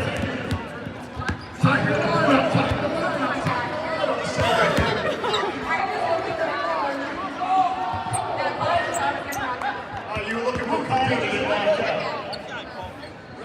You're good. He's good. There is another one. Andrew, you ready? All right, Haley, You got technique or? Yeah, I just don't care. And if it goes in, that's great. Blood pressure's very low. That's how it works. Low blood pressure. What about you? What, you got technique or? No, I just made 2 in a row. I'm that good. She's played Talked about this 2 in a row. I'll miss right here. I will guarantee I miss this Yeah, ball. because you've been talking about 2 in a row. Non-stop. See, now the kids are shooting. This is nice. Here we go. Come on, keep shooting. Keep shooting. Gotta get up there. Good job, man. Good job.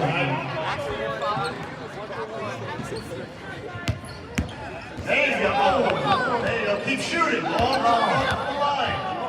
Next person up. All right, you made it. How you feeling? All of you? I made it to the first round. That's all that matters. That's all that matters, right? Still in. How you feeling? Still in. Good? All right. Feel good. No one and done too. Come on. See, people being a little too friendly. Don't be friendly. You gotta keep shooting. Gotta shoot. Move up, foul. Move up to the foul line. Move out. Foul line. Move up. Gotta shoot. All right, get moving. Gotta shoot. Oh, Laura. All right. Keep shooting. Come on. More tough note. How you feeling, Pat? You ready for tonight? 5 for 3. I'm not ready. Tough one out there, Laura. Pat Egan, ready for Your tonight? brother stays alive. Here we go. Yeah, she's out. She's her brother.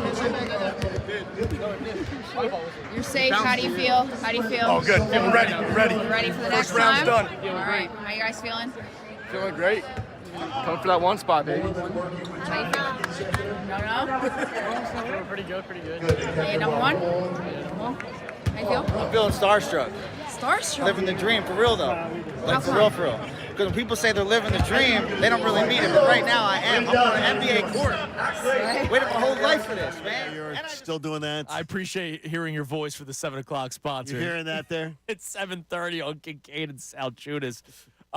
We've been talking. You're a taskmaster. Yeah, well, look, man. That's what I'm going to say. We got the sheet. I'm like you. I'm a lot like you. Oh, yes. Or do you want to admit we're it or like in not? a lot of ways. That's Yeah, a scary it's thing. just not our sports opinions. Our sports opinions differ a lot. Our DNA is very close. Yes, when in it a comes lot of to ways. preparation and Yes, a lot of ways. OCD Yes. and ticks and Well, we're 4 days apart in birthday. That's true. Yeah, And you have my daughter's birthday. Right, so that's probably a big part of it. So, and I do see live qualities with the two of you. And Yes. I'm like, ah, geez. By the way, this Friday, Yes. first Friday. Can't with wait. Kincade and Salciunas. Did you do this in Atlanta, or was this something that you just brought over Oh, here? no, we would do them over. Well, we had live right across like the parking lot. Yeah. Like Xfinity Live, right. was literally 10 steps from the front building of the radio station. Right. So That's we would cool. do stuff like this. So we got the first Friday, our first Friday together. Can't wait.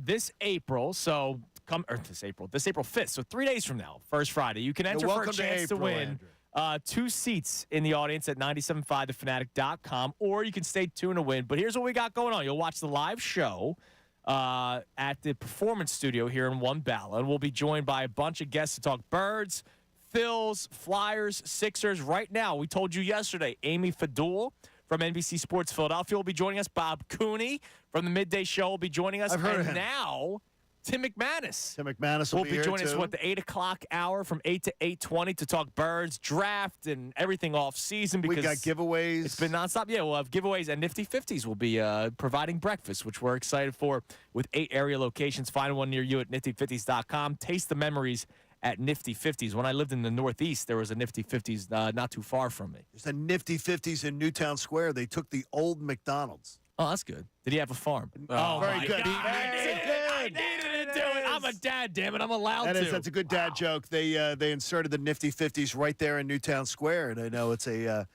terrible parking lot, but it's a great spot. But it's a great Nifty 50s. That's all that matters. We'll get back to the phones in a second. But, Connor, we're going to play this clip from Barrett Brooks. So, yesterday was our first day to react to the trade because it happened Friday in the afternoon. We had already done our show, and I was fired up. Still, 3 days later, I said the best thing for me was probably that we weren't on the air the day after. Like, it was probably a good thing that it had been 3 days because I was yelling and screaming in the microphone 3 days after the trade. I was not happy about it at all. You agree with me that it takes a hit from the team next year. Now, you look at it more logically about how the pick is going to be good and all that kind of stuff. I don't care. I'm a millennial. No, give me my freaking player now. I don't want to wait 3 years for a draft. I didn't want him gone. No, you didn't want him gone. I understand. I don't think the return was terrible because I don't think there was a market for him. Right, and that's great and all. And that's a very logical way of looking at it. Yeah, I don't think there was. I don't care about 2026. Like Howie Roseman, if there were people are like, I can't believe that's all he got for Hassan Reddick. Excuse me. That was actually let great. me just take you behind the curtain. Howie Roseman didn't go, oh, wait a minute, you're offering us a first-round pick? No, I'm taking this one. Don't be stupid. This was the best deal that was there. Howie's smart enough to know the best deal that was there. Yeah, and I don't know why they did it. No, I am against it completely why they did it. And I think you do have a window right now. You and I are both said that with Hassan Reddick, this team is probably in the NFC Championship game. Without him, I don't know if I can feel that confident. But Barrett Brooks from NBC Sports Philadelphia is that confident. Take a listen to what he said yesterday with Bob Cooney. Hassan Reddick, you could put him in any situation, and he'll flourish. He'll still play well. But I guess, with the money situation and, he getting kind of older, I think it was more so a Howard decision as opposed to it being the defensive coordinator. But at the end of the day, they didn't want to pay him. They wanted to go younger, and they went with guys that, on second-time deals. So, it works out. I hope it works out. I'm wishing it works out. I think that they'll be just fine, without Hassan Reddick. But we're talking about the best defensive player he had the last 2 years. I think they'll be just fine. But then he without Hassan Reddick. But that was the meat between the bread of I think they'll be fine. I hope they'll be fine. I hope, but I. And then he followed it off by saying that was the best player that they had.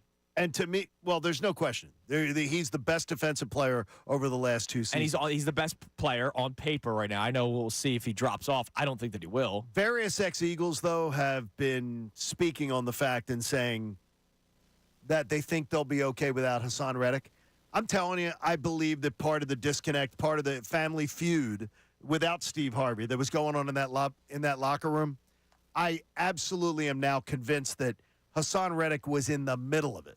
Not saying he's a bad teammate, not saying he's a bad guy, but some of the disconnect between teammates and everything, I'm believing now that he was. Now let me ask you something. So to that point, let's say that is the case. Yes. Sean Desai, Matt Patricia, no longer here. Good. Fletcher Cox, the guy that was the one that was speaking out about it, no longer here. Josh Sweat made a comment about it. I think we can all agree we'd rather have Hassan Reddick than Josh Sweat. A lot of the guys are gone. They are. They are. And you're starting anew with Vic Fangio. You bring in a guy who brings back mental and physical toughness in Chauncey Gardner-Johnson. Why couldn't you try to salvage it? Because I think that maybe my best guess is that Vic Fangio looks at Hassan Reddick and said he has one trick, and it's a great trick. He's that one trick pony that is a great trick. But I need my ends to do more. All right, so now you have Josh Sweat, who, I don't know, can he do more? Bryce Huff, who I'm excited for, not very good against the run. I don't think that they can. Bryce Huff, I wouldn't think very good against the run, but I would think I would believe him to be more versatile than Hassan Reddick, maybe because he's younger. You can try to get more out of him. All I'm saying is you're losing your best player. And I don't know, it's great that Barrett says he thinks they're going to be just fine, but he also said he second-guessed himself twice. Sure. He second and third-guessed himself during that one clip that, they'll be fine, but I'm straight up saying they're not going to be fine. Like, I think they take a hit on the defensive line unless Jalen Carter is the beast that we expect him to be. Like, maybe he's so good next year in his second season, right? He avoids the rookie wall that we almost forget about Hassan Reddick. He's so good that he makes the guys on the outside better. We saw that 2 years ago with Javon Hargrave.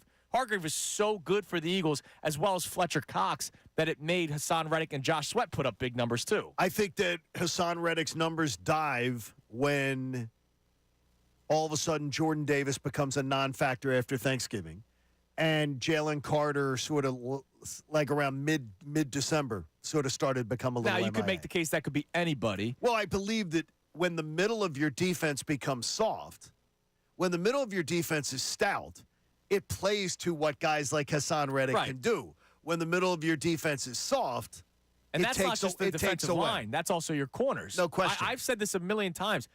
Jalen Mills and Ronald Darby, not good corners in the NFL. Average guys. But they played on a team that had a ridiculous front four, good linebacker play. Malcolm Jenkins was tremendous at safety no matter where they had him, because sometimes he was up in the box, sometimes he was playing free safety. It made Ronald Darby and Jalen Mills Super Bowl champion cornerbacks. It did. And so you start, like you said, if you start getting soft up the middle, which they were last year, it's going to affect a lot of people. You saw it with James Bradbury. You saw it with the edge rushers. I'm not okay right now. There's a plan, and the plan has not been completed yet. Whether the plan comes to fruition the way we want it to remains to be seen. And that's why I'm not saying fire Howie. But Howie has a lot of pressure on him. He does. To make it come through. Let's go to Steve in Delaware. Steve, you're on the Fanatic. Hey, how you doing, guys? How you doing, Steve? So I'm out on the Hassan Reddick thing because obviously I was like this. With Hassan Reddick, you have proven production. You have 10+ sacks, and it seems like we did this a season ago with linebackers with DJ Edwards, and we have unproven talent in Huff and Sweat and Nolan Smith. I don't know what Nolan Smith is, and I'm like, I'm fine with trading. You want to say that Hassan Reddick is older? I'm fine with that. I'm fine with trading a piece if you're getting equal to or better than value. And I don't think you really did that because Huff hasn't played the amount of snaps that Hassan Reddick has played. Well, and to John's point yesterday, Steve, John said the Jets were the team that were willing to let Bryce Huff leave, and they're the ones that wanted Hassan Reddick. And they overpaid for Hassan Reddick. So, I mean, to me, now I'm not saying the Jets are a smart franchise. Right. We'll see. I understand that, but I look at it like, okay, I'm fine with taking Hassan Reddick if you're getting equal to or better than. And I don't think Bryce Huff and Sweat collaboration is going to be enough to who's going to get you 10+ sacks. Well, and I don't know.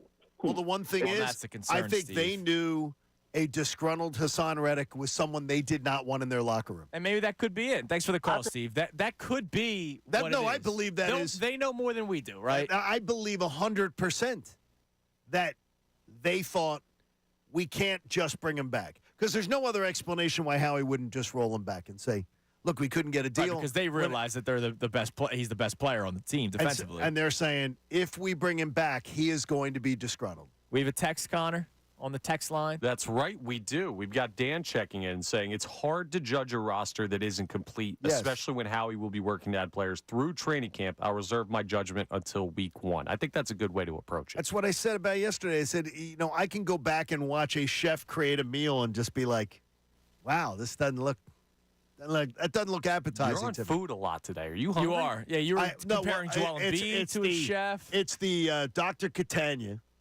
telling me to lower that LDL by 10. 10 points. Right, good luck so with those that. lousy Cheerios that I'm having for breakfast, because I'm damn well going to lower it by 10 and go, did it. I got a plum here today. Give him the plum in the break. I got a plum. I don't like plums. So you eat it. I love plums. It has caused a lot of discourse between me and Ray Dunn. I think this is a severely slept-on fruit. Yeah, you look like you slept on it. It's all dented and everything. You should sleep on plums. They stink. This should be a 1 seed in the fruit battle. Never. Coming up next, I want to talk to you guys about overreacting, and it's based off of that Howie Roseman thing. And your Sixers takes? It's based off of Joel Embiid. It's based off of a lot of things. The Phillies are 1-3. Okay, overreacting. Obviously, there's being a fan. That's part of it. I get it, but we got to take a deep breath. Collective deep breath. We're going to do a therapy session next segment. It's Kincade and Salciunas, 97.5 The Fanatic. The Eagles. You can get your birds fix every day. You feel like you know what's going on? You got a technique yet? Yeah, make it into the basket. All right. It's my technique. Jim. You got a technique? Not really. I'm just going to try to make it.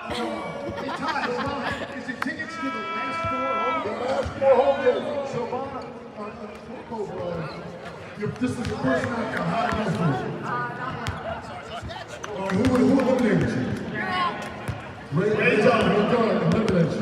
Ray John, you take it to take it all the way and win. That's your case for a run.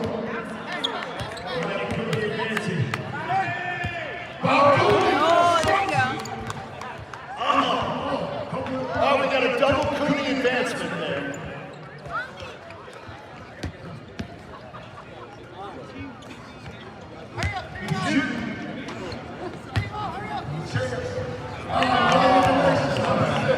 What's your name?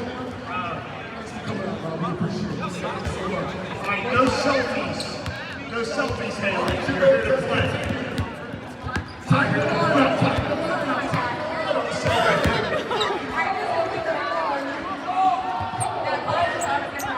Oh, you were looking for comedy in that. You're good. He's good. And there's another one. Andrew, you ready? All right, Haley, shoot it. You got technique or? Yeah, I just don't care, and if it goes in, that's great. Blood pressure's very low. That's how it works. Low blood pressure. What about you? You got technique or? No, I just made 2 in a row. I'm that good. She's played Talked about this 2 in a row. I'll miss right here. I will guarantee I miss this fall. Because you've been talking about 2 in a row. Non-stop. See, now the kids are shooting. This is nice. Here we go. Come on, keep shooting. Keep shooting. Gotta get up there. Good job, lady. Good job.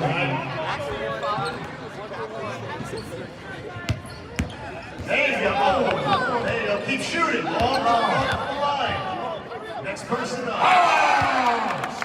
All right, you made it. How you feeling, all of you? Listen, I made it to the first round. That's all that matters. That's all that matters, right? Still in. How you feeling? Still in. Good? All right. Feel good. No one and done too. Come on. See, people being a little too friendly. Don't be friendly. You gotta keep shooting. Gotta shoot. Move up. Move up to the foul line. Move out. Foul line. Line move up.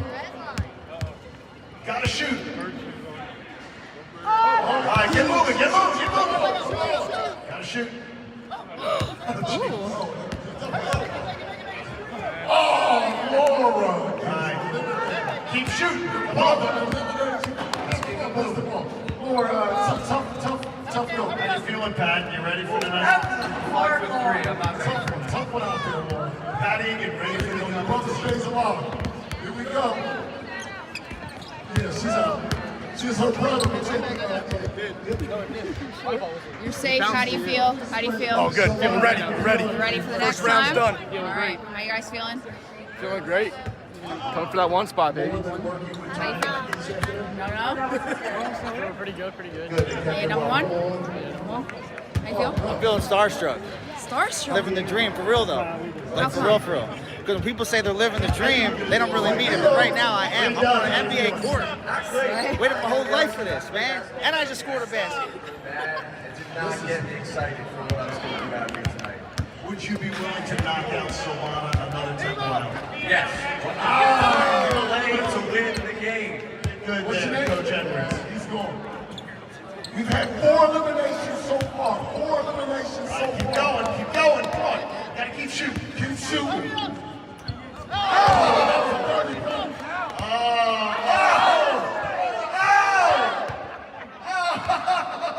He's out by disqualification. Now play defense.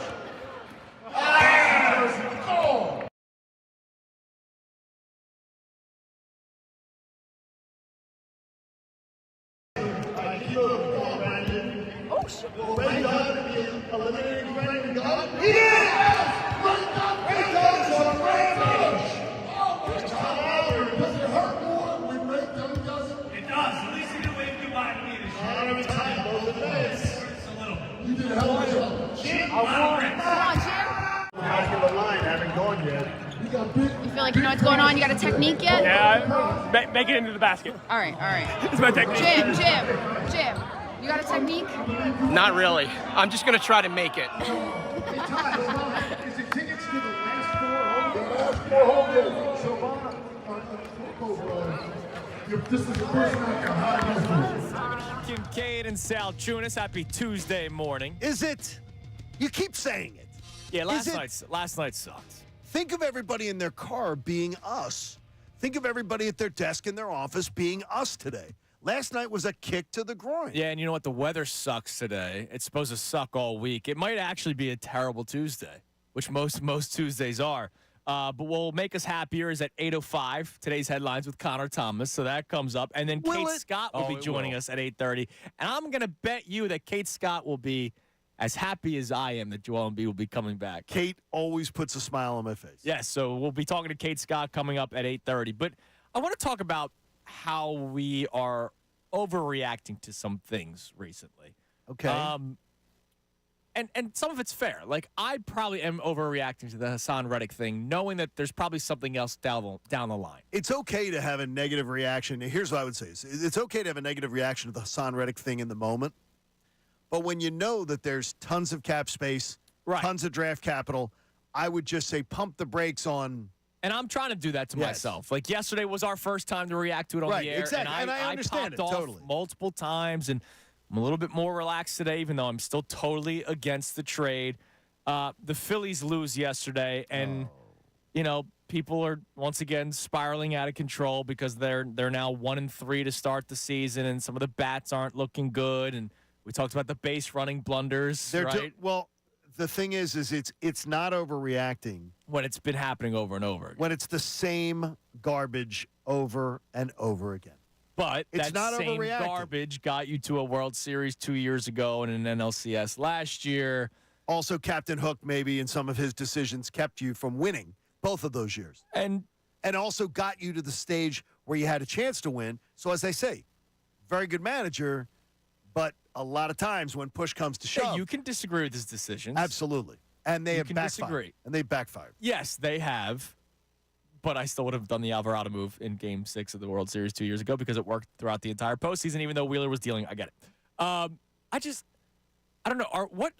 Why are we so on edge right now? I've been trying to figure this out. I did this every once in a while with Ray on middays. Like, I feel like we're so on edge. Is it because we had 3 teams get to a championship in 100 days and didn't win? Like, is that what it is? 100%. Because I've talked about we're kind of in the good old days right now because all the team. The beauty of this discourse of us yelling and screaming about Hassan Reddick, yelling and screaming about Joel Embiid, Sixers are in the playoffs every single year. Eagles are, Howie Roseman will always rebuild a team. The Phillies, World Series 2 years ago, NLCS last year. The Flyers are on the up and up. Like, we're upset about the Flyers losing a game in April. That's awesome. It is. You know what I mean? Like, that's actually kind of cool. You answered your question for yourself, though. Because Connor makes the good point of the 100 days. Yep. It really was. Sixers regression, Phillies regression, Eagles regression. So it's because they didn't win and they've all taken and a they're step regressing. back. They didn't go like the Phillies season last year was not a step forward. It was a regression. You still feel good about the Phillies this year. You feel I do. good about the Eagles this year. The Sixers, and 4 Sixers games is doesn't hard. Lose that for the Phillies. And the Sixers is hard because of the Joel Embiid injury. But I think when he comes back, if he looks good, they still have a chance to win it. You say that they could win 2 playoff series. If the series fall their way as far as the matchup. Right, that they could Absolutely. win 2 playoffs. And that's great. They haven't done that in 20 years. They could have been waiting for it. 2001. So that'd be awesome. I mean, seriously, 2001. But I just feel like we're so on edge that we are overreacting to every little thing. Like, we are handling Phillies games like Eagles games. And I don't know if that's just because people are now back and they forgot how to handle Phillies games because it had been 10 years of no playoff baseball, or is it because those championships that 3 teams lost in? No, it's because of the fact of you. What did I do? Oh, and it's your fault. And fans like you. I heard you, and I heard Ray talk about it on this radio station. Is this the golden era of Philly sports? I heard you guys say it. I said we are in the good old days. But it's not. It's not. We're in the good old moments. But the thing is that we accept moments because it's the 280-character generation. No. We accept moments as being a great era, and it's not. No, but here's the thing. It is a great year. So early 2000s, Sixers go to the finals, right? We all kind of knew that was a blip in the radar. It was a fantastic moment. Fantastic moment. And the Eagles were legitimately, if they went ascending. They were ascending. They were great. They weren't a dynasty, but you get what I'm like. I absolutely get you. 4 straight NFC championship games so makes you pretty damn good. And the Flyers were always kind of in the mix. The Phillies were not. No. Nowadays, like, you have 3 teams. Whether you want to say, like, Joel Embiid's past, and if you fear Jalen Hurts or whatever, you have 3 teams right now that could be considered championship contenders going into a season. Right? Going into a season, yes. You didn't have that often. Like, when I first started here, the sports landscape sucked. It was that's probably why I got a job. That was like, terrible. People were running for Makes sense. this, right? Like the Eagles were. There had to be a theory. There was a theory, and that was not mine. It was the end of Andy Reid into Chip Kelly, and there was excitement with Chip, but let's see how this team is built. The Flyers were in one year, out the other. So the Sixers were in the process. The Phillies were in a playoff drought. This is actually a good time right now. I don't think I'm some problem because I'm reacting to good moments. These good moments are better than a lot of moments over my 10 years here. I think I think the franchises sometimes benefit from lack of accountability, lack of being held. But when's the last time it's been this good throughout the entire city? Well, and you could tell me, 1980. Yeah, it was 40 years ago. I was not born. No, that's what I'm saying to you is that there are enough people though that will say that's not good. We don't have unless you're having parades. That's not golden. That's silver. And so that's silver. Being runner-up gets you silver. So you had 1. Yeah, you did. You had 1, and it's already, by the way, now it is going to be this year. It's going to be 7 years. No. I'm talking about your golden age of 1980. No, I remember that. I remember that. 1. And everybody says that was the golden age. No, because you had 1 title. Every team played for a championship. Okay. And it's up at the only. We had 3 in 100 days. 3, and one of them you're counting soccer. Okay. Which doesn't move the needle for the You had 2 in 100 days, and every team has continued to be competitive since they've gone then. backwards. Every team. But they're still. All right, the Phillies were in the NLCS. I'm sorry that they were only in the NLCS last year. No, but they went backwards. But you took a step backwards. Last year was much disappointing. See? And I'm the problem, Connor. It's logic. Don't get me involved in this. All right, today's headlines with Connor Thomas comes your way next. We'll continue this conversation because I'm not done with this. I think it is good right now. It is good. Today's headlines with Connor Thomas next at 8:05. Fanatic Sports Update. rough one last night. You feel like you know what's going on? You got a technique yet? Yeah, make it into the basket. All right. It's my technique. Jim. You got a technique? Not really. I'm just going to try to make it. Is it tickets to the last four home games? So, this is the first night of high who eliminated you? Ray John, elimination. Ray John, he takes it. He's got a beautiful thing to take it all the way and win. Oh, it's a case for the run. Oh, there you go. Oh, we got a double Cooney advancement there.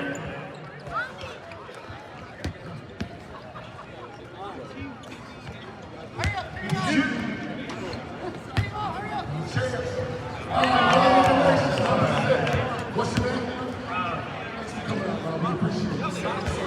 All right, no selfies. No selfies, Haley. You're here to play.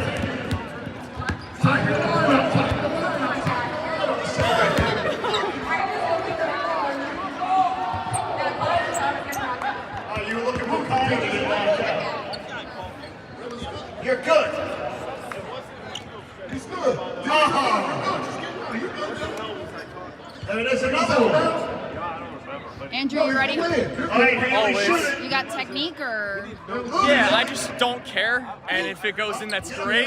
Blood pressure's very low. That's how it works. Low blood pressure. What about you? You got technique or? No, I just made 2 in a row. I'm that good. She's played Talked about this 2 in a row. I'll miss right here. I will guarantee I miss this ball. Yeah, because you've been talking about 2 in a row nonstop. See, now the kids are shooting. This is nice. There we go. Come on, keep shooting. Keep shooting. Gotta get up there. Good job, man. Good job.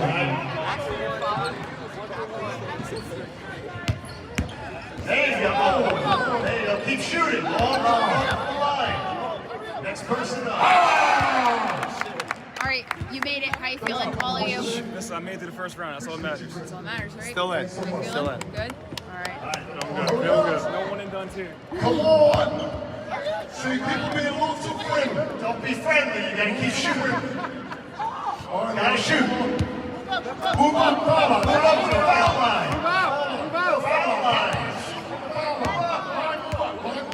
Move up. Gotta shoot. All right, get moving. Gotta shoot. Oh, Laura. All right. Keep shooting. Come on. More tough note. How you feeling, Pat? You ready for tonight? 5 for 3. I'm not ready. Tough one out there, Laura. Pat Egan, ready for Your tonight? brother stays alive. Here we go. Yeah, she's out. She's her brother. You're safe. How do you feel? How do you feel? Oh, good. Feeling ready. Ready. You ready for the next First round's time? done. All right. How you guys feeling? Feeling great. Coming for that one spot, baby. How you feeling? No? Feeling pretty good. Hey, number one? How you feel? I'm feeling starstruck. Starstruck? Living the dream for real though. Like for real. Because when people say they're living the dream, they don't really mean it. But right now I am. I'm on an NBA court. Waited my whole life for this, man. And I just scored a basket. Not getting excited for what I was going to do out here tonight. Would you be willing to knock out Solana another time? Yes. To win the game. Good. What's your name? Coach Edwards. He's gone. We've had 4 eliminations so far. 4 eliminations so Keep far. going. Keep going. Come on. Gotta keep shooting. Keep shooting.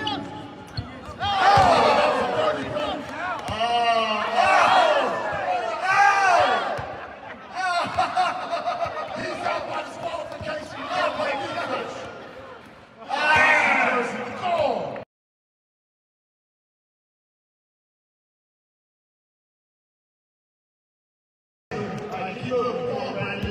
Oh, shit. Ray Dodd to be eliminated. Ready to go?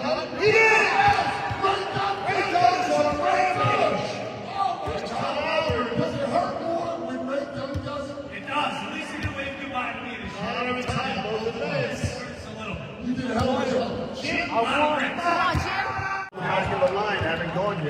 You feel like you know what's going on? You got a technique yet? Yeah, make it into the basket. All right. It's my technique. Jim. You got a technique? Not really. I'm just going to try to make it.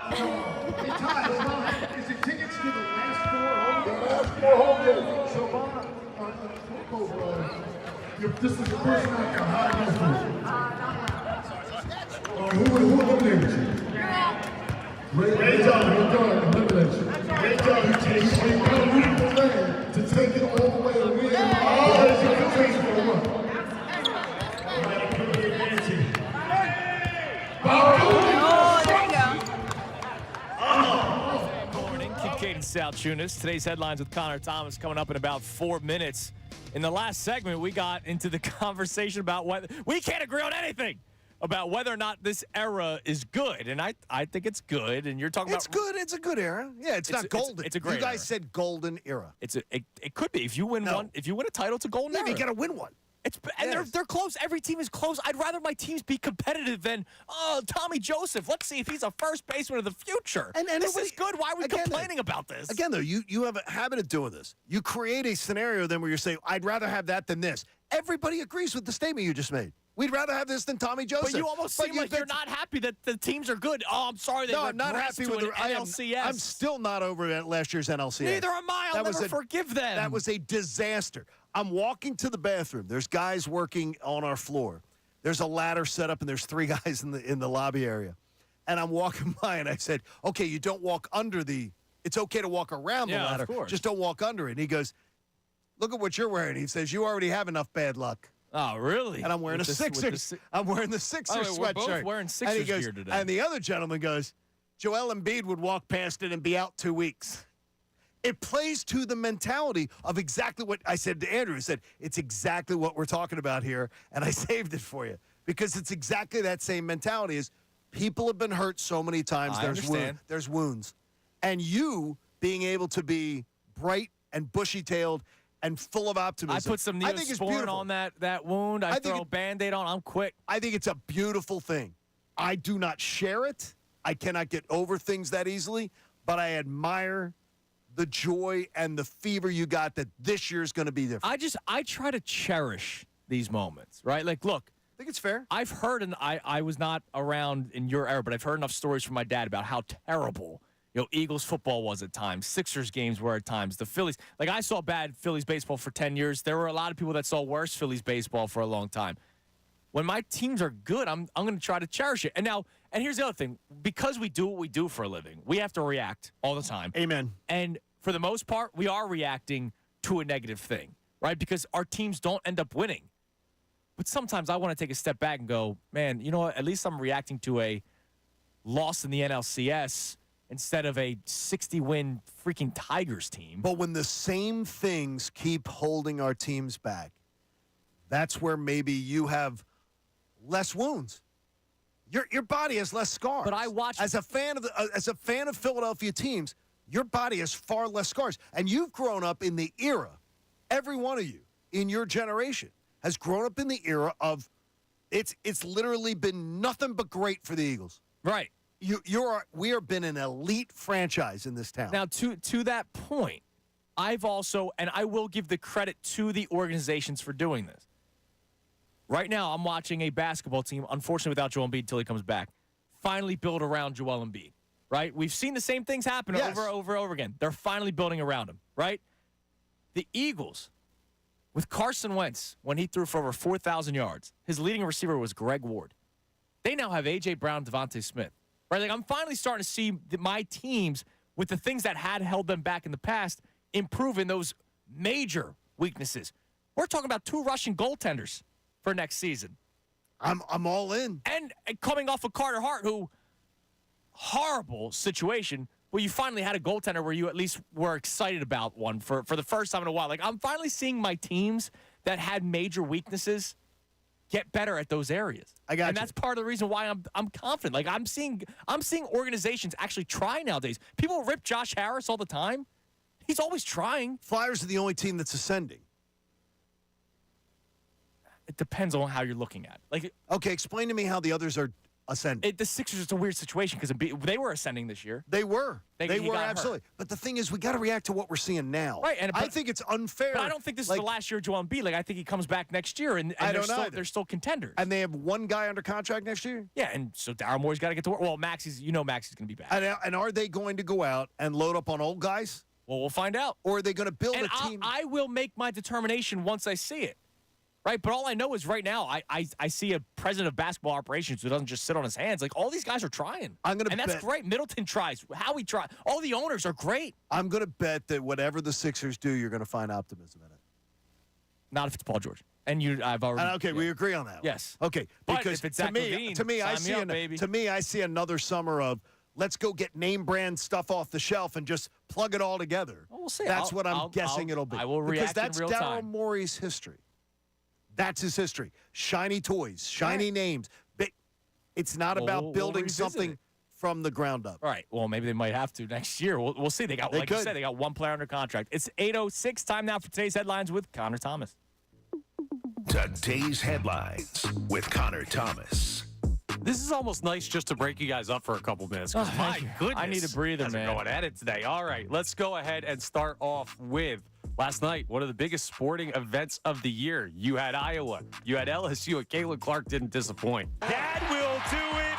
This time, it's Iowa. The Hawkeyes are headed back to the Final Four. That's the biggest problem.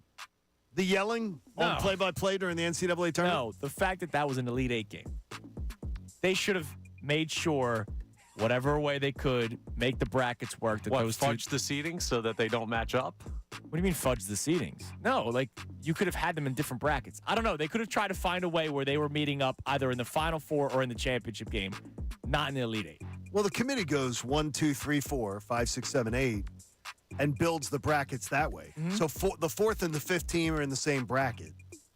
So that's how the committee does it. I agree with you. Because that was an Elite Eight game. That Kim Mulkey, though, she's Cruella DeVille. Yes, she is. Could you see her in the fur coat? Absolutely. Like skinning puppies? Absolutely. I Hey, can she see gets her fits off, though. I'm getting fits off. That woman's scary. Some of her fits aren't that good. No, they don't have to be good, but just trying things. She looks like Cruella sometimes DeVille you don't to have me. to try. You see how I dress. Come on. Yeah, sometimes it's not great, like, but I'm not trying at all today. I have my Sixers sweater and joggers on. I have joggers on, and I have a thing. And by the way, Connor, you do try. Yeah, well, you've worn some of the same outfits as Kim Mulkey too. By the way, that's why my back hurts. I'm carrying the style for the show. Anyway, let's move on. Hey, you can go for it. I don't know if you guys saw this last night. We haven't talked about it even off the air, but we had a big moment in baseball. Ground ball. Dubon throws to first. No hitter. Run up, one go. In his 8th career start, the 30-year-old makes magic on April Fool's Day. Yeah, no hitter last night. And does it mean that we should be asking questions about Zach Wheeler being pulled in opening day? Mm-hmm. Did he have a no hitter? Yes.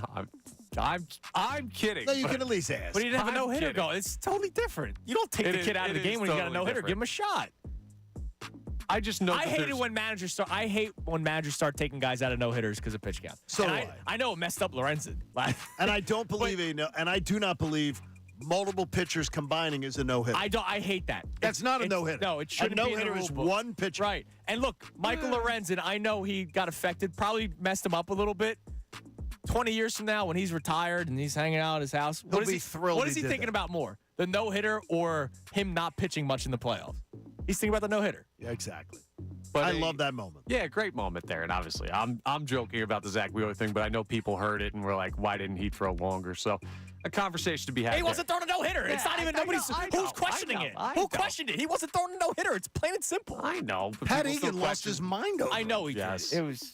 All right, let's move on to something you guys said. I had a lot to choose from on this one, but we need to fix something here, or at least try to. When you say every year you have a shot with Joel Embiid, on paper you do. In reality, you have not come close. You haven't even come close. Well, you have come close with Kawhi Leonard hitting the quadruple doink, and the Sixers could have won that series. Yeah, that would have gotten you to that would have gotten you out of the second round. You're saying they have come close. You're saying they've come close. Come close to getting out of the second round. Yeah, here and now with Joel Embiid, you have been one win away 3 different times from getting to the Eastern Conference Your Finals. optimism is because you want it to happen so bad.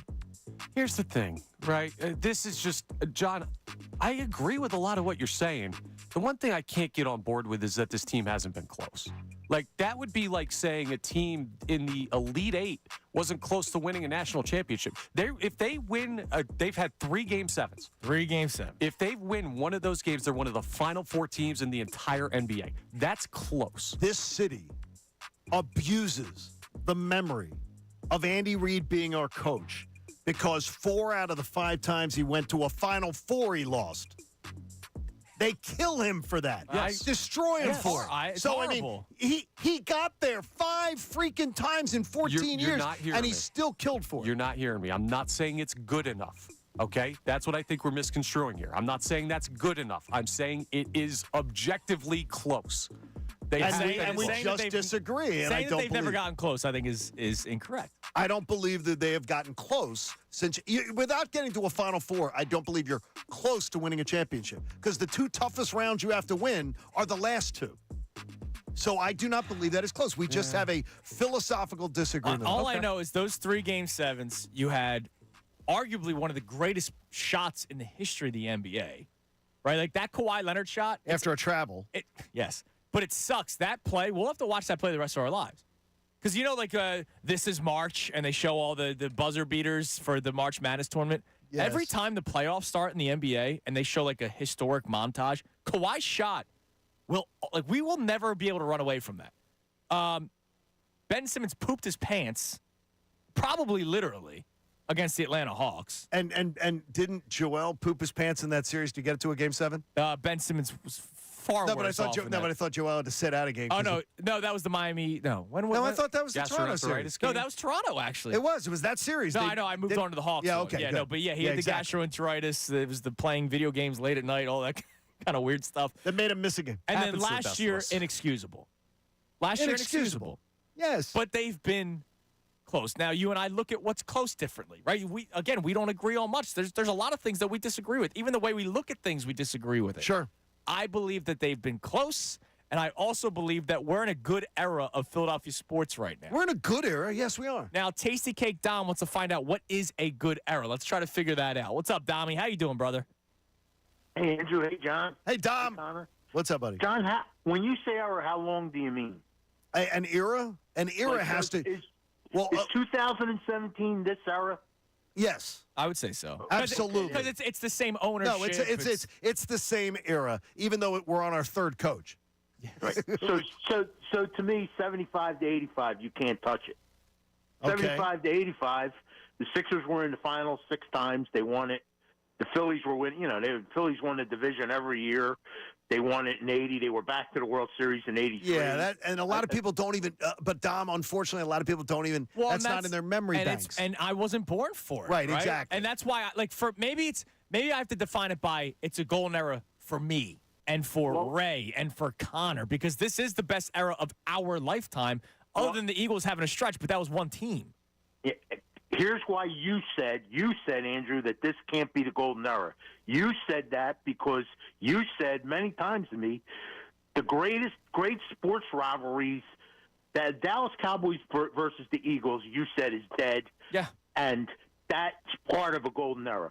The Boston Celtics versus the 76ers. I don't think rivalries define eras. I'm saying an era. I think they absolutely do, don't you, John? No, I'm talking about the success of our teams. I don't care about who they're beating. I don't think an era. I think an era is defined by the success of your team. Yeah, I don't care if the Phillies beat the Rays in 2008. That doesn't bother me. But even though, and thanks for the call, thank you, Dommy. When you think of eras, though, you do think of great rivalries. But I don't consider that It's what was my team doing during that time. Right. Now, John Maley, one of our fine listeners, travels with us with Philly Sports Trip. Oh, yeah, of course. John says the process made this new school fan base soft. That we celebrate stuff that's not. I'm editing that. That was his comment. Is that we celebrate stuff that's not really an accomplishment. There's the Sixers to me, the Sixers have accomplished nothing. Nothing. I'm not, to me, I'm not celebrating that they've lost in the second I'm not saying round. you're celebrating. I celebrate the fact that they are contenders. Before the process, they were never a contender. 2001 was a great year. Before that, they were not contenders since Dom's golden era of the 80s. Think about it. It was terrible. 80s to 2001, and then 2001 was a blip. I think they didn't get back. I mean, it's 2001. We keep on talking about how, the process hasn't amounted to anything. The process isn't 23 years ago. It's been the whole organization for the last 23 years has not amounted. Don't give me the whole process thing has gotten people soft. No, it's been 23 years. The process started 10 years ago. And it's dead. Yes, the process. Dead. No, this is a new era thing. But I don't think the process changed who I am as a Sixers fan. I look at this team and I go, all right, this is a competitive team, more competitive than they were pre-process with Thaddeus Young and Spencer Hawes. I had to watch Agent 00 hit threes from the top of the key and get excited for it. Maybe Chucky will get you excited. Let's go to Chuck in New York. What's up, Chuck? Hey, good morning, Andrew. I love your optimism, but this team's not been close to anything. They haven't got past the Final 8 in a 30-team league. You can't compare it to being in the Final 8 in the NCAAs where there's 300 D1 schools. I've been saying Losing the close. conference finals. Dude, they're close in terms of they are one win away 3 different times from the conference finals, and there have been so many circumstances that have led to those losses. I do not excuse them for last year, Chuck. There's no excuse. Last year was abysmal, the way that they blew Game 6 and did not show up to Game 7. But you can't tell me Kawhi Leonard hitting that shot means that the Sixers weren't close. If that had been the conference finals, I'd agree with you. They still would have had to win the conference finals. But they would have gotten to the conference finals, and you would say if you get to the conference finals, you're close. So they were a freaking magical but you shot get away. there. Yes, and 3 times they've been close. We would say if they got there that they were close. All right, we all have a different line. Right, We all have a different line The Atlanta of what's Hawks close. have been to the conference finals twice in the last 10 years. Right, and that's horrible that the Sixers have and the not. Sixers haven't in 24. I mean, come on. So you don't think they've been close at all, Chuck? Well, close. The closest they got was in 01, and they weren't even close in the finals that year, to be honest. We knew they weren't beaten. Right, nobody expected it. They were a lot closer than they are now. At least they made it to the finals. Yeah, I mean, I'm not going to compare. No, I get like, you. I mean, this Sixers team, thanks for the call, Chuck. Like, this Sixers team is better than that Sixers team, but, like, you can't compare eras like that when it comes to which team is better and which team was built for the playoffs more. I mean, it's 9 years. The Atlanta Hawks, twice in 9 years, have been to the conference finals. And they didn't tear everything down and lose on purpose to do it. Yeah, but they you're still caught on to the process thing. You just said that's dead, right? No, it is dead. It is dead. So this team, but it is that's why the faith in the organization needs to be changed. They need to show me something because they try to do things that other franchises don't have to do to try to compete. Toronto winning a world championship, Milwaukee winning a world championship. Toronto had the best player in the world, and they drafted him 16th. No, Kawhi Leonard. I'm sorry. I'm thinking Milwaukee. I'm sorry. I'm talking about the Milwaukee thing. You don't have to be bad. What I don't like is the organization doesn't have my faith. They don't have my faith. Okay. And so I need to. And Joel Embiid is going to have it. I do believe things could fall their way this year. I've said to you a couple times. Wouldn't it be wild if this is the year? Oh, it'd be great. That they get out of the second round. And now it would be when no one's expecting poetic. it. And it would be amazing, and I would be so happy for Embiid that he puts that on the resume to wipe out that talking point. Now let me ask you something. Yeah. I know this is today's talk show, but I would legitimately want your 2 cents on it. Why were you anti-process? And look, it was 50. Look, I was on the air during the process, so the polls were 50-50. My dad and I debated all the time, so it's not like this isn't anything new to me to hear somebody that was anti-process. But what were they doing before the process that you were in favor of? I have no problem with a team when they realize their NFL season's over, they're eliminated, losing games. I do not like the idea of we're smarter than the room because we're deciding to just lose games. That's not, and people celebrated it as if it was this amazing strategy. They were all wrong. But that was wrong. But you're celebrating the Thunder. They did the same thing. The Thunder didn't do it to the length or because last year they missed the playoffs by a game. Because the Thunder didn't get screwed by the basketball gods or the NBA. Let's be honest. Bad luck. The NBA forced out the executive that was trying to execute it, and also you drafted a guy that refuses to play the sport, a guy who for some reason forgot how to shoot. Everybody broke. There was bad. There was bad luck. A dude almost died from eating a peanut butter sandwich. I would say to you this on Hinkie. So what other organization ran to get Hinkie? No. That's not the point. No, but I'm saying is if Hinkie was this amazing mind of basketball. They're not the only team that's ever tanked. I know the word This is tanking for it. This was beyond tanking. I know this wasn't they tanking. They did it to an extreme, but other teams are still doing it. Dude, look at the San Antonio Spurs. They did it to get Wemby. Yeah, but the thing is, they didn't. They saw this guy 3 years down the road. They didn't do it for 4 years. They kind of did. But they didn't see Wemby coming for 4 years. I'm sure. How could they not? I'm sure that they did. Yeah, I'm sure it's hard to miss. All right, so coming our way next, she'll put a smile on our face. Kate Scott, voice of the Philadelphia 76ers for NBC Sports Philadelphia. She's going to be joining us. I'm sure that she's fired up. Not that she didn't like calling games without Embiid. I'm sure she's going to be excited to see the big man coming back later on this week. Maybe even tonight, we'll find out. So Kate Scott joins the show. Coming your way next, it's Kincade and Salciunas right here, 97.5 The Fanatic. Fanatic Sports Update. Big news on the big man. Haven't gone yet. You feel like you know what's going on? You got a technique yet? Yeah, make it into the basket. All right. It's my technique. Jim. You got a technique? Not really. I'm just going to try to make it. Is it tickets to the last 4 home games? So, this is the first night you're high who eliminated you? Ray John eliminated you. Ray John, you got a beautiful man to take it all the way and win. It's a good case for a run.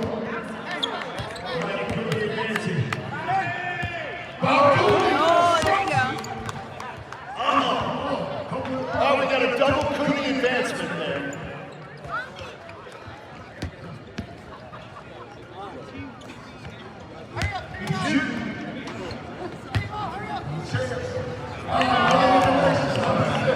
What's your name? All right, no selfies. No selfies, Haley. You're here to play.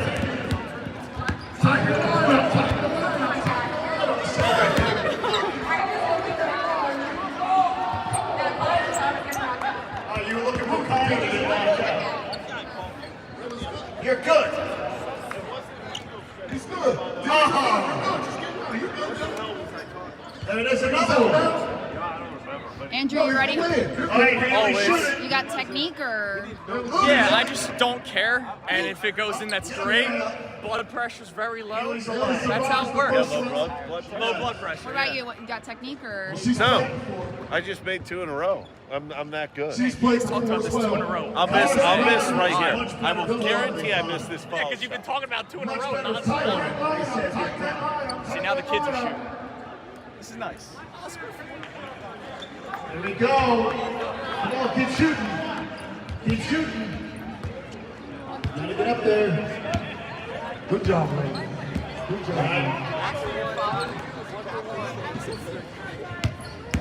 There you go. There you go. Keep shooting. Long line. Next person up. All right, you made it. How you feeling, all of you?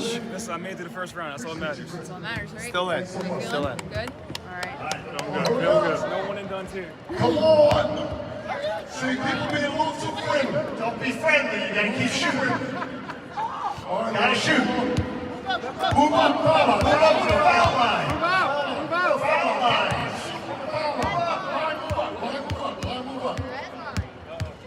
Gotta shoot. All right, get moving. Gotta shoot. Oh, Laura. All right. Keep shooting. Come on. Laura, tough note. How you feeling, Pat? You ready for tonight? 5'3". I'm not ready. Tough one out there, Laura.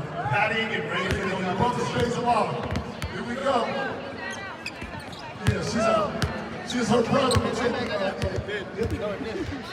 You're safe. How do you feel? Oh, good. Feeling ready. Ready. Ready for the next First round's time? done. All right. How you guys feeling? Feeling great. Coming for that one spot, baby. How you feeling? No? Feeling pretty good. Hey, number one? How you feel? I'm feeling starstruck. Starstruck? Living the dream, for real though. Like for real. Because when people say they're living the dream, they don't really mean it. But right now I am. I'm on an NBA court. Waited my whole life for this, man. And I just scored a basket. Not getting excited for what I was going to do out here tonight. Would you be willing to knock out Solana another 10 round? Yes. To win the game. Good there, Coach Edwards. He's gone. We've had 4 eliminations so far. 4 eliminations so far. Keep going. Come on. Gotta keep keep shooting. Keep shooting.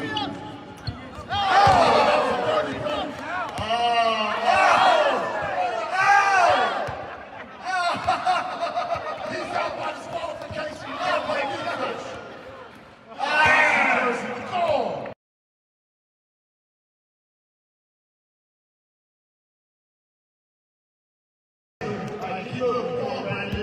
Oh, shit. Eliminating Brandon Gunn. He is!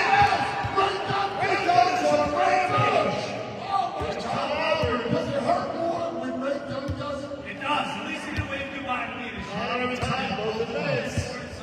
You did a hell of a job. Jim, Come on, Jim. Back in the line, haven't gone yet. You got big. You feel like you know what's going on? You got a technique yet? Yeah, make it into the basket. All right, all right. It's my technique. Jim. You got a technique? Not really. I'm just going to try to make it. Is it tickets to the last 4 home games? So, this is the first night you're high who eliminated you? Ray John eliminated you. Ray John, you got to root for Ray to take it all the way and win. It's your invitation for the run. Oh, there you go. Oh, we got a double Cooney advancement there.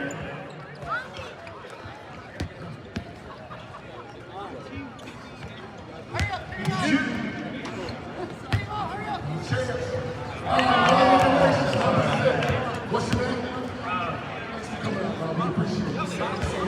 All right, no selfies. No selfies, Haley. You're here to play. Tiger line up.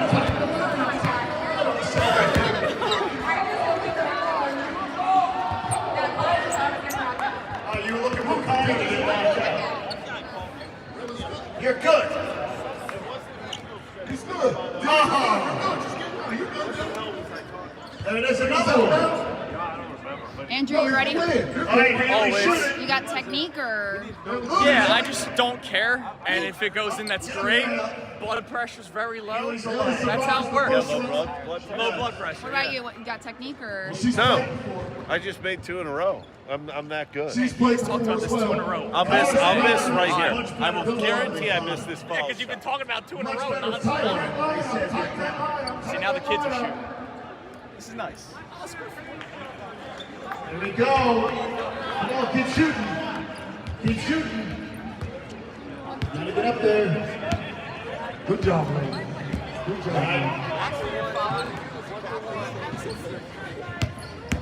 There you go. There you go. Keep shooting. Shoot us on this Tuesday morning. Want to let you know about the deal of the week. I'm jumping on it right after the show ends.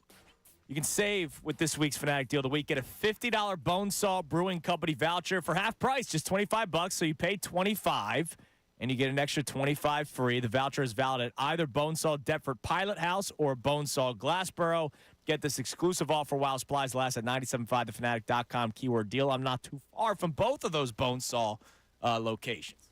So I should jump on this. I think if you sent a driver for her, Kate Scott would come and enjoy a beverage with you. Oh, would she? I think she would. All right, well, you got to send the car for her, though, I would think. Well, and she's responsible. And you know what? I'll give her the $25 that I get. Really? Right, I'll pay for my $25. I owe her. That's sweet. I owe her. I love that. Oh, speaking of, let's head to the Comcast Business Hotline. Every day in business is a big day. Let Comcast Business help you move forward with what's next. Let's go to Kate Scott. Kate, good morning. How are you? Oh, good morning, guys. And that was one of my favorite parts of working in morning radio is that hours and appropriate times to do things need not apply. So you're, eating wings and pizza and drinking beer at 8:30 in the morning. Yeah. So, yeah. And they say 5 o'clock somewhere, but it's different for morning drive, right? Like, I got to have my beer at like 3 because I got to go to bed earlier. That's a great call. I will never forget. So while I was starting my career, I was also waiting tables at a breakfast lunch cafe back in the Bay Area to try to make things work. And there was one guy who would come in around this time every morning and order his breakfast and order a pint of beer because we were also open for lunch. Nice. So I figured out what day of the week he would come in, and I would open our tap early so that I could get him his 8:30-ish in the morning beer. And I was like, we should hang out, man. We should hang out. Yeah, So, anyway, I'm doing great, awesome. guys. Thanks That's for good to having me. hear from you. Well, I'm glad that you're doing great, and I'm sure part of the reason why you're doing great, I said this before our commercial break, I know you love doing what you do no matter who is on the court, but Kate, with the news that Joel Embiid is expected to come back this week, I'm sure that puts a little extra pep in your step. Doesn't it put a little pep in all of our steps? Oh, yeah. The fact that, again, it's been a tough couple of months for everybody. Obviously for fans. I know for you guys trying to come up with things to talk about when the Sixers are dropping games here and there. But I don't think it's been harder for anybody than the players and Nick Nurse and his coaching staff, who obviously built this entire team around one person, and then that person goes out, and it's, okay, guys, for the next 2 months, try to keep this team afloat. And they won their 11th game without the big fella on Sunday night, which, again, not as many as we all hoped, but still impressive. So the fact that they were able to stay afloat, the fact that the big guy, it was fun watching him go back and forth. So he was obviously on the trip with us. We got to practice in Cleveland. We got to practice in Toronto as well. And, man, is wetting the whistle still something we say? It was just, I was like rubbing my hands together, seeing the big guy work up a sweat, seeing him pivot out of double teams, seeing him sling skip passes across the court. It got me pretty fired up. And then on top of that, with the guys shooting as well as they did on Sunday in Toronto. Now, I know it's Toronto. They are one of the worst teams in the league at the moment. Didn't that give us all just a little bit more hope with the big fella coming back? Like, okay, yes, we know how well they played before Joel went out, but now we've got Campaign, who hit 6 threes. Now we've got Kyle Lowry, who hit 3 of those 24. Now we've just got an even deeper team than before this guy went away, and they seem to have finally figured stuff out right at the time when the big fella's coming back. Is there enough runway, do you believe, to get him in real playing shape with the amount of games left? And also, too, it appears the 6th seed is going to be a stretch to get. So that play-in game matters. Just stay out of the 9-10 game is what I'm saying. And but I mean, do you think there's enough runway to get him up to snuff? Yeah, that's what I'm thinking too, John. And I think there is. And I don't think it's going to be easy. But if he comes back, they're saying this week potentially. So that's either tonight against OKC here or Thursday when we're down in Miami. And then we've got about 10 days after that. So you guys know, everybody who's listening knows, to me, basketball is the hardest sport to get back into game shape for, just because of the speed. But I think 10 days is a good chunk of time. And I would love for everything to hit perfectly as soon as he comes back. But I hope we're all aware that also, whenever that happens, whether it's tonight or Thursday or Saturday out in Memphis, that I expect there to be some growing pains because of the positives that I just talked about, that there are a couple of guys that Joel hasn't shared the floor with before.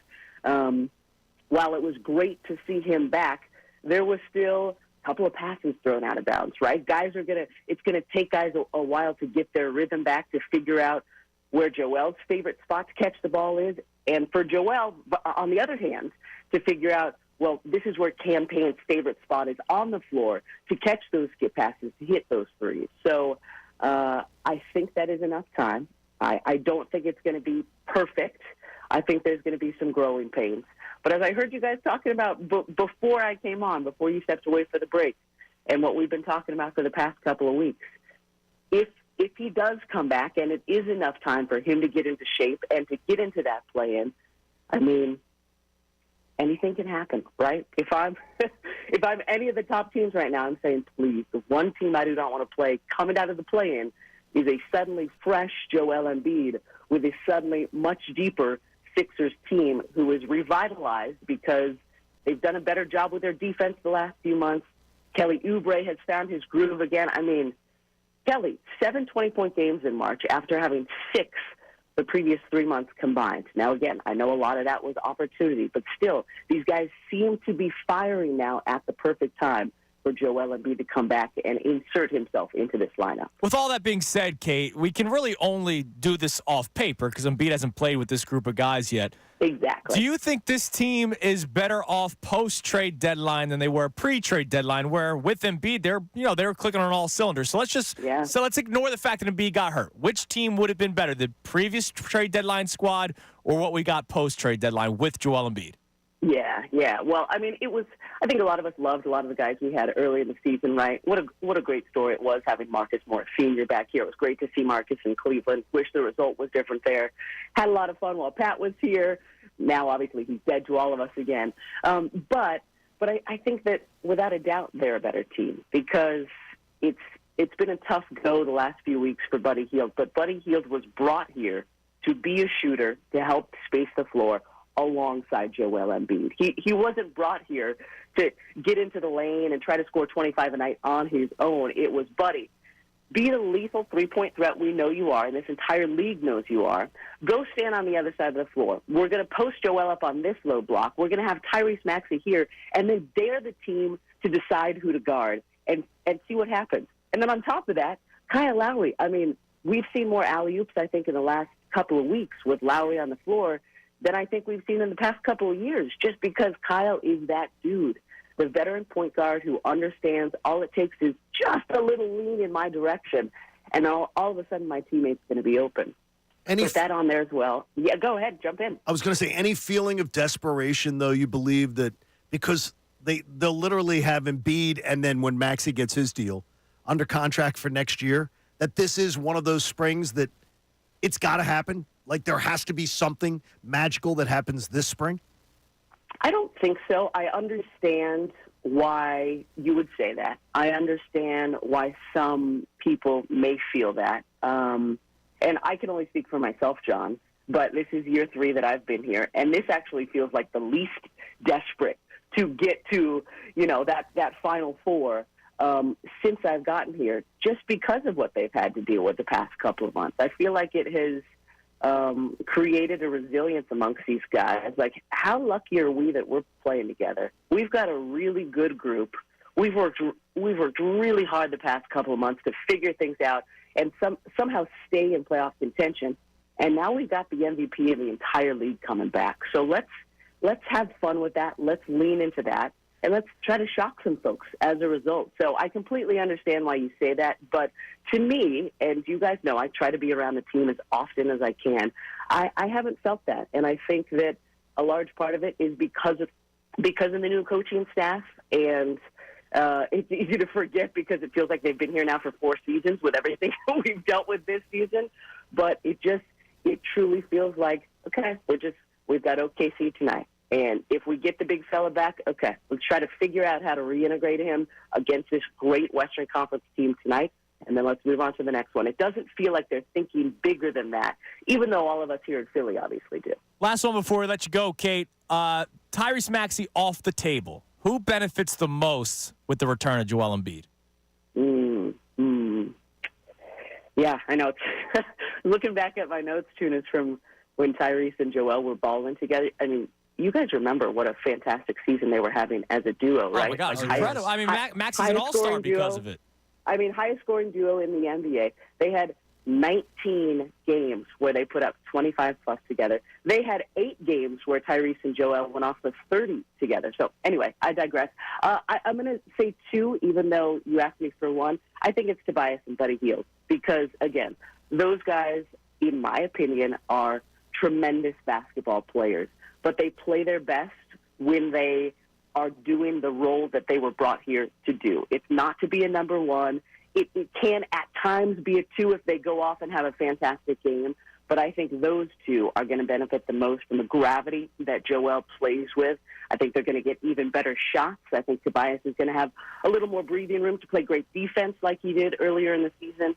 So I'm very excited and intrigued to see how this team now looks. Whenever Joel comes back this week, I hope it's tonight, but I don't know, to see how that impacts Hield and Harris and hopefully opens things up even more for both of those guys. Real quickly, how do you prepare for a broadcast, which may or may not, you may, you know what I mean, with you and Ala and everything you're doing? Yep. Maybe with Embiid, maybe with not. Your pregame notes, I've seen them. Yeah.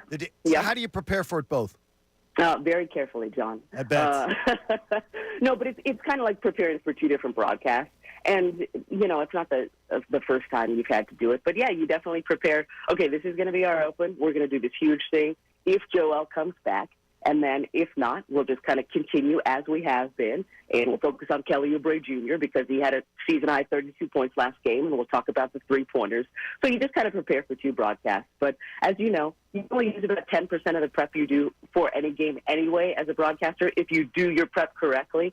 And then hopefully you don't have to use a lot of it because it's just a great game and you just get to go out there and call the game. So that's what I'm hoping happens tonight. Kate, you're the best. Enjoy yourself tonight. And if it's not with Embiid tonight, maybe Thursday down in Miami, which that must be pretty fun too. So you enjoy yourself, all right? Well, if Kate can get out of the clubs. Right. John, that's between me and you. Hey, yes, guys, exactly. I'm ready for that 8:30 beer whenever you want to have it, all right? Absolutely. Look, I told him, I'm man. in. Yes. Bonesaw Brewing Company, deal of the week, 97.5thefanatic.com. Thanks, Kate. Sure, baby. Thanks, guys. Go There she is, Kate Scott on the Comcast Business Hotline. Hey, I can't do 8:30 because we're still in the air. Well, like 10:30. Promise you Kate could. I promise you I could. I just can't. Don't get yourself fired too. Don't. No, legally I'm allowed to. You're not. You're not allowed to. Not. We are. Board op is legally not allowed to drink. We got to take a break. Yeah, board op is legally not allowed to drink. We are allowed to. We're allowed to, yes. Just obviously we can't get drunk. No, you can't be drunk. Yeah. But there have been. Even though the boss isn't listening. Yeah, of course not. So we could do whatever we want. All right, so you mentioned something a couple times today. Okay. And I was meaning to get to it next segment, so we'll dive deeper into right. it. The comparison of the Sixers process and the Thunder. Yes. Who they play tonight. We'll discuss it. I'm sure there will be more high-spirited conversation between the two of these teams, between the two of us. Kincade Salciunas, 97.5 The Fanatic. The Philadelphia 76ers. Haven't gone yet. You feel like you know what's going on? You got a technique yet? Yeah, make it into the basket. All right. It's my technique. Jim. You got a technique? Not really. I'm just going to try to make it. Is it tickets to the last four home games? So, Bob, this is the first night you're high who eliminated you? Ray John, elimination. Ray John, you got to root for Ray to take it all the way and win. Oh, it's going to take for a run.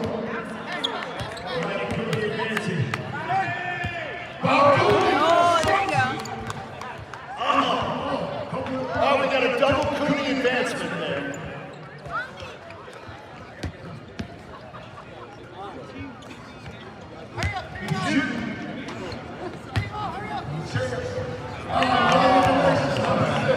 What's your name?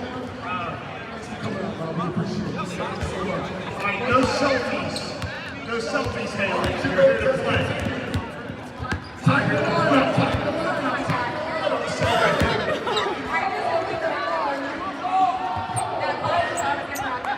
You were looking for comedy. You're good. He's good. There is another one.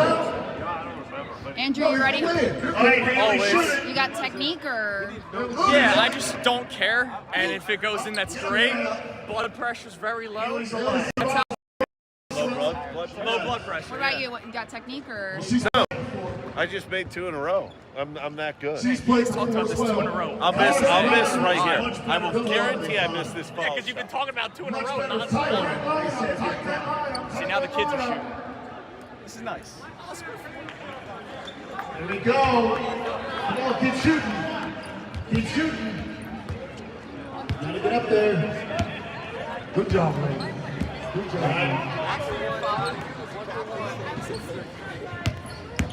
There you go. There you go. Keep shooting. Long line. Next person up. All right, you made it. How you feeling, all of you? Listen, I made it to the first round. That's all that matters. That's all that matters, right? Still in. How you feeling? Still in. Good? All right. I'm good. Feel good. No one and done too. Come on. See, people being a little too friendly. Don't be friendly. You gotta keep shooting.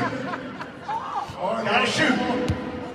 Move up, foul. Move up to the foul line. Foul line. Move up.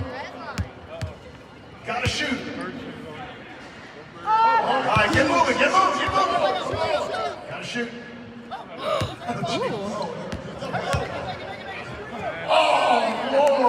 right. Keep shooting. More tough go. How you feeling, Pat? You ready for tonight? 5'3". I'm not ready. Tough one out there, Lauren. Pat Egan, ready for the brother stays alive. Here we go. Yeah, she's out. She's her brother. You're safe. How do you feel? How do you feel? Oh, good. Feeling ready. Ready. Ready for the next First round's time? done. All right. How you guys feeling? Feeling great.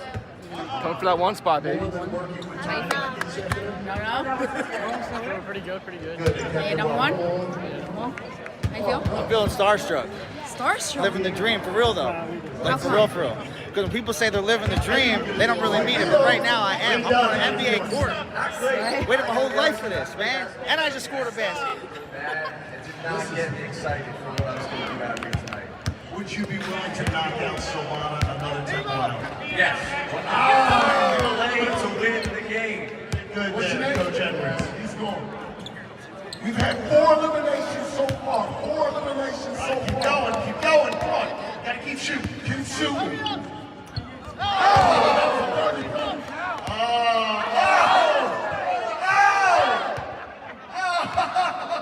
He's out by disqualification. Now play defense. Goal.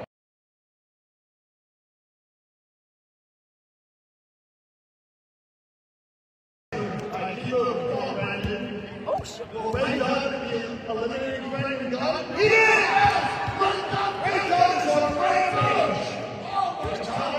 Does it hurt more when we break them, does it? It does. At least you didn't wave goodbye to me this year. You did a hell of a job. Jim, Come on, Jim. Back of the line, haven't gone yet. You feel like you know what's going on? You got a technique yet? Yeah, make it into the basket. All right, all right. It's my technique. Jim. You got a technique? Not really. I'm just gonna try to make it. Is it tickets to the last 4 home games? Silvana, this is the first night you're high who eliminated you? Ray John eliminated you. Kincade and Salciunas. That quick break caught me. I'm dealing with some issues at home. You're dealing with an issue. Major issue. A major issue. So yesterday, real quick story, but behind the curtain in the Salciunas household, we were running wash, and as it was draining, instead of it, draining to the pipes and then to wherever the water drains to, it decided to drain and bubble and boil out of our toilet. That's not fun. And there was water everywhere. But where did it go? It went down the vent in the bathroom where your heating and air conditioning comes out. So thanks to our friends at H&H Heating and Air Conditioning, they're going to be coming out like now. They're probably at my house as we speak. Christy's home today, thank God. But yeah, like buckets of water. There's now water in my basement from multiple different areas. There's a light fixture. There's water in the light fixture. Yes. So we can't turn the lights on downstairs because God forbid something happens. Because it runs along the like piping and stuff. Yeah, and it's not good. It's in the air conditioning duct right now. Okay, they're gonna take care of all this. They will, but now you're doing a good job. Now I'm trying to call the township because apparently they can snake stuff without having to call plumbing. But that break was like 2.5 minutes long. Yeah, it's a little hard. I got to do that next break. You've been very, very focused today. I can't believe you call it wash. You really are like an 80-year-old man. What do you call it? Laundry? Yeah, laundry, dude. Wash is for like people who were born in 1910. Is it? What do you call it? Laundry. Oh, really? Yeah, dude. But I don't do it. I am forbidden. No one's the wash since the Great Depression. I do the wash. I am forbidden. Christy lets it pile up way too much. Oh, see. So I just do it. I won't tell you guys how many. She's a busy woman. I won't tell you how many hampers of clean clothes she has right now that's not folded. Oh, no. All right, so tonight the Sixers are taking on the Thunder. You'll be able to listen live right here on 97.5 The Fanatic. Now, you've said this a couple of times. Sure. That the Thunder did it right. Yeah, they've done a really nice job. Yeah, they've done a nice job. What makes their why did they do it right and the Sixers did it wrong? Just because of result? Well, it was 19 or 20. Like, that was a 50-win club. They had contracts coming up. They made movement, and they decided to stockpile draft picks and make a move up. Which is what the Sixers did. In the 2022 season. So they stunk terribly for 2 years. 2022 season, they fell short at the end. They were making a push, fell short at the end of being in the play-in tournament. 2023, they made the play-in tournament. This year, they're the number 1 seed in their conference. Okay, so they with an incredibly bright future and smart drafting.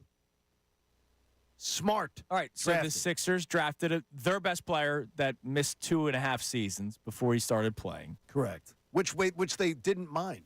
Which they didn't mind. Because they wanted to keep losing. But that's part of the – well, they would have drafted Wiggins had they had the number 1 overall pick. They were not going to draft Joel Embiid. They would have drafted Andrew Wiggins. Everybody's saying winless for Wiggins, right? Like, that's what they were going to do. Now, would it have worked out? No, probably wouldn't have. He's been a nice role player with the Warriors. I don't think he would have worked out like Embiid in any way, shape, or form. So you kind of lucked out with Embiid, Yes. but that meant 2.5 years of waiting for him.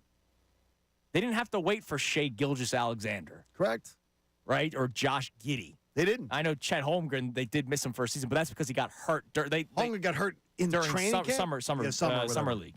So it's worked out for them because the players that they have selected have been readily available. So that's why it was 2 years as opposed to the Sixers 4. So when they get guys, don't forget Ben Simmons missed his first year too. Yeah, that was another summer thing. They did a better job of evaluating talent too. Do you think or not?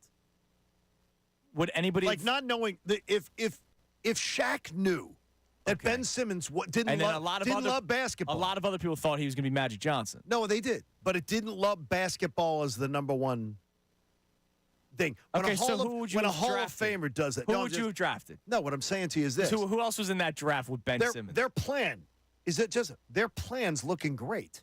And they are set up for years to come. And by the way, they did the same plan the Sixers did. It just wasn't as drastic because their players were readily available. And yes, they are talented. To their credit, they have drafted good players. And they have a ton of draft capital. And Shai Gilgeous-Alexander was an 11th overall pick, so he wasn't a top 3 pick. They kind of lucked into that one. Let's face it, the Sixers lucked into Maxey at 21. Teams luck into guys. Is it luck in or that they do good evaluation? Dude, how many 11th overall picks have become as good as Shai Gilgeous-Alexander? It happens. Well, Giannis at 14. Okay, that happens every once in a while. It does, or Steph Curry at 7.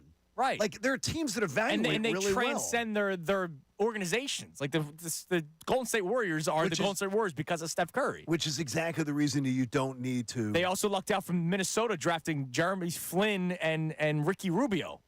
Yeah, they or Justin Flynn, or whatever the hell his name They just was. have to know that the people that they pick are good. And they are right now, they are set up. They did a thing on NBA Today on ESPN about how much they're set up, not only sitting there with the 1 seed now, but sitting there for the future with draft capital, that they can pretty much do whatever they want to get veterans this offseason.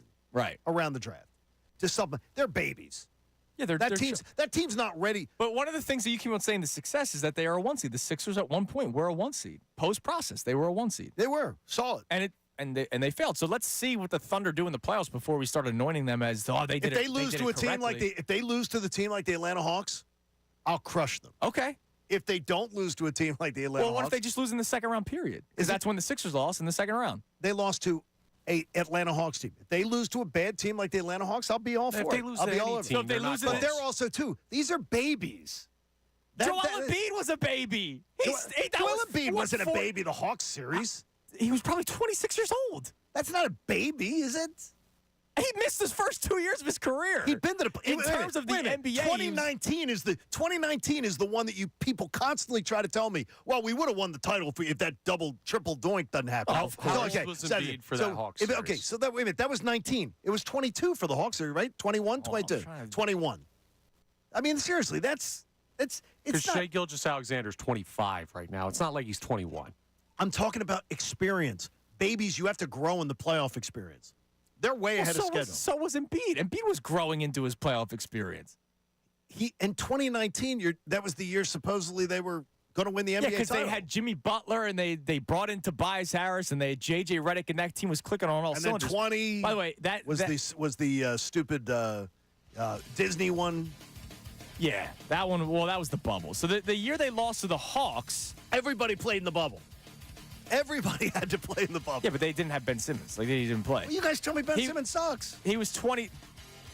You know what I mean? Not at the time. He was 26. So he was 26 when they lost to the Hawks. So Shai Gilgeous-Alexander's 25. But the experience, he'd already had experience. This is Shea Gilgeous-Alexander's going to have his experience this year. All right, and so we'll see how it plays Almost out. like he his hasn't been first year. successful enough to have enough playoff experience. And oh, by the way, thank you to Craig. OKC traded for Shea Gilgeous-Alexander. That was the Paul George trade. So it worked out for him. That trade worked out for them. We don't need Paul George here. No. All right, it's Kincade and Salciunas, 97.5 The Fanatic. You feel like you know what's going on? You got a technique yet? Yeah, make it into the basket. All right, all right. It's my technique. Jim, you got a technique? Not really. I'm just going to try to make it.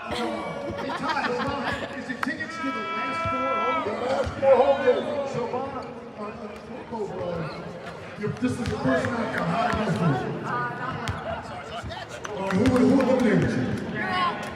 Ray John, eliminated you. Ray John, you got to move the lane to take it all the way and win.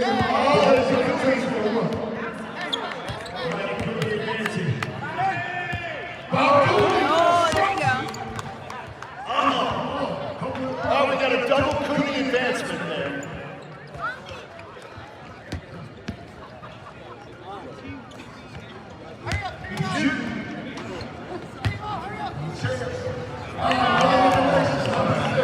What's your name?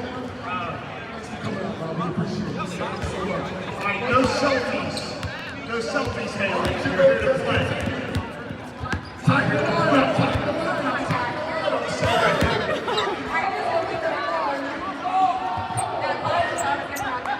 You were looking for comedy. You're good. He's good. There is another one. Andrew, you ready? All right, Haley, shoot it. You got technique or? Yeah, I just don't care. And if it goes in, that's great. Blood pressure's very low. That's how it works. Low blood pressure. What about you? You got technique or? No, I just made 2 in a row. I'm that good. She's played Talked about this 2 in a row. I'll miss right here. I will guarantee I miss this Yeah, ball. because you've been talking about 2 in a row. See, now the kids are shooting. This is nice. Here we go. Come on, keep shooting. Keep shooting. Gotta get up there. Good job, man. Good job.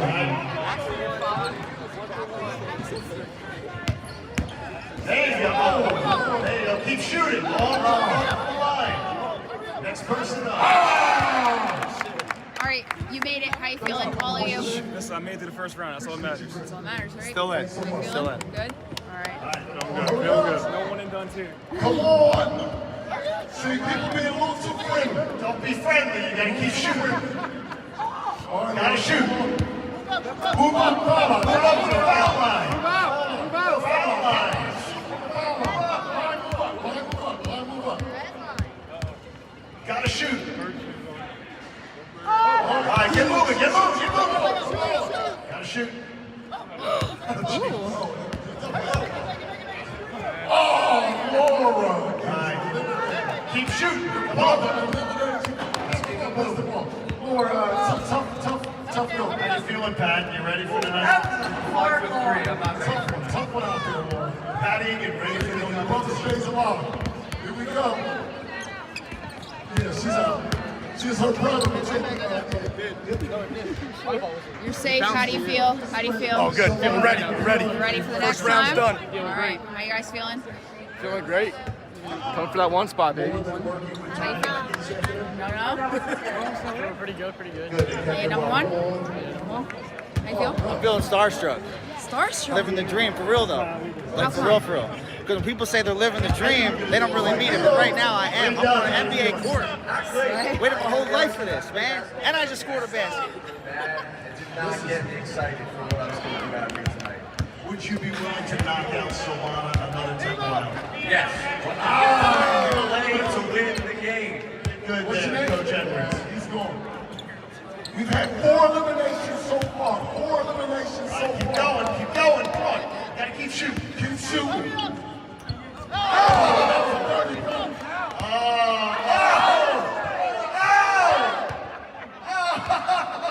He's out by disqualification. He can't play defense.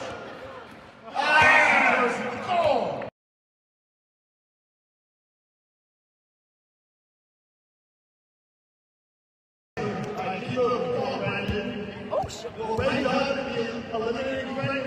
Does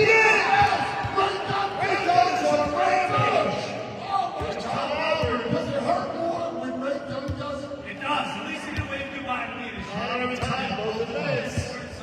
You did a hell of a job. Jim, Come on, Jim. Back of the line, haven't gone yet. You got big. You feel like you know what's going on? You got a technique yet? Yeah, make it into the basket. All right, all right. It's my technique. Jim. You got a technique? Not really. I'm just going to try to make it. Is it tickets to the last four home games? So, this is the first night. How to go through. Kincade and Salciunas. And I can't believe. Oh, you already saw the tweet. I was about to just read a tweet to you. All right, okay. All right. I'm glad that you saw it too. Yes. We're going to dust off Kincaid's calculator in about 10 minutes because we got to find out the path to the playoffs for the Sixers and Flyers, okay? We're hoping. We're hoping. We're wishing. Now, I'm glad that you saw this tweet. I was literally about to just tell you about Bill Colarulo's tweet, and I saw your response. What are we doing, people? Connor, did you see said tweet? I haven't. Clue me in. Should we be concerned about Bryce Harper? Spring training. 5 hits and 28 at-bats for a 179 batting average, 0 homers, 1 RBI. 3 games into this season, 0 for 11. It's a long season, but something seems off with him at the plate. And I responded. I gave him a response. Of N-O. No. Even if he does seem off, he's freaking Bryce Harper. He's going to figure it out. I am not concerned. Of all the list of concerns that I've got this morning with the Philadelphia Phillies, Bryce Harper is at the bottom. Yes. Is at the absolute bottom of it. Like, it's not, I'm sorry, Bill, it's not even a question worth asking, in my opinion. No, not remotely. Like, it's like, I understand that we were talking about the back stuff going into the season. I get all that stuff, but, and you've even pointed out, he's basically just gotten unlucky for a lot of it. Right, and it's not even the biggest concern with Bryce Harper. Can we get the guy to stop launching himself head first in the metal? Right. Like, just focus on not flipping over. Like, he's not Anthony Rendon, No. who literally has said he doesn't care about playing baseball and he's just happy he's making money. Like, this guy's going to go out there and do whatever he can. Bryce Harper's bad year is still going to be a better year than a lot of players in Major League Baseball. We're doing this after freaking 4 games? Come on, Bill. He's one of these people. There's people you pencil in their stats, and there's people you Sharpie in. There's a difference. And you can Sharpie in 25-plus home runs. He is a Sharpie person. Oh, God. All right, so here's what we've been talking about today. We opened the show talking a lot of Sixers. I thought we were going to do a Sixers-Eagles first segment of the day. We've been trying to split up 2 topics in the first segment. It carried us 40 minutes. Now it's been all over. Getting into the discussion that Joel Embiid, which we're all excited for, Embiid will be coming back at some point this week. I asked the question yesterday because I got a sense that not everybody really – it's not that people don't care. Oh, no, it is that people don't care. People go, well, what are they going to do? They're going to lose anyway. Like, that is the mentality of a lot of Sixers fans. They're still going to watch. They're still fans, but that's where they feel. That's where their heart is. Well, we had one tweet yesterday. I haven't watched since they traded Jimmy Butler And away. you know he's lying. That's probably accurate. You know they're lying. Because if they respond to a tweet about the Sixers. That means they're paying attention. That means they care. Bob said it yesterday. Even if it's very negative energy directed towards something. They care. It means you care. So, but I do think there are a lot of people that are, like, not that thrilled that he's coming back because they don't think that it's going to amount to anything. And you and I are on agreement. We don't think they're going to go on some finals run. No, but I'm not going to. What if somebody knocked off Boston, though? Yeah, you never know. You never know. And I'm not going to sleep through a playoff experience because it's another year of watching the Sixers in the playoffs, and I love that. I said to you yesterday, what I'm so excited about is I've never experienced the play-in tournament. Yeah, but I think it's going to be really. I don't want to. You want I to. think, You're weird. I've never experienced bankruptcy. I'd prefer not to.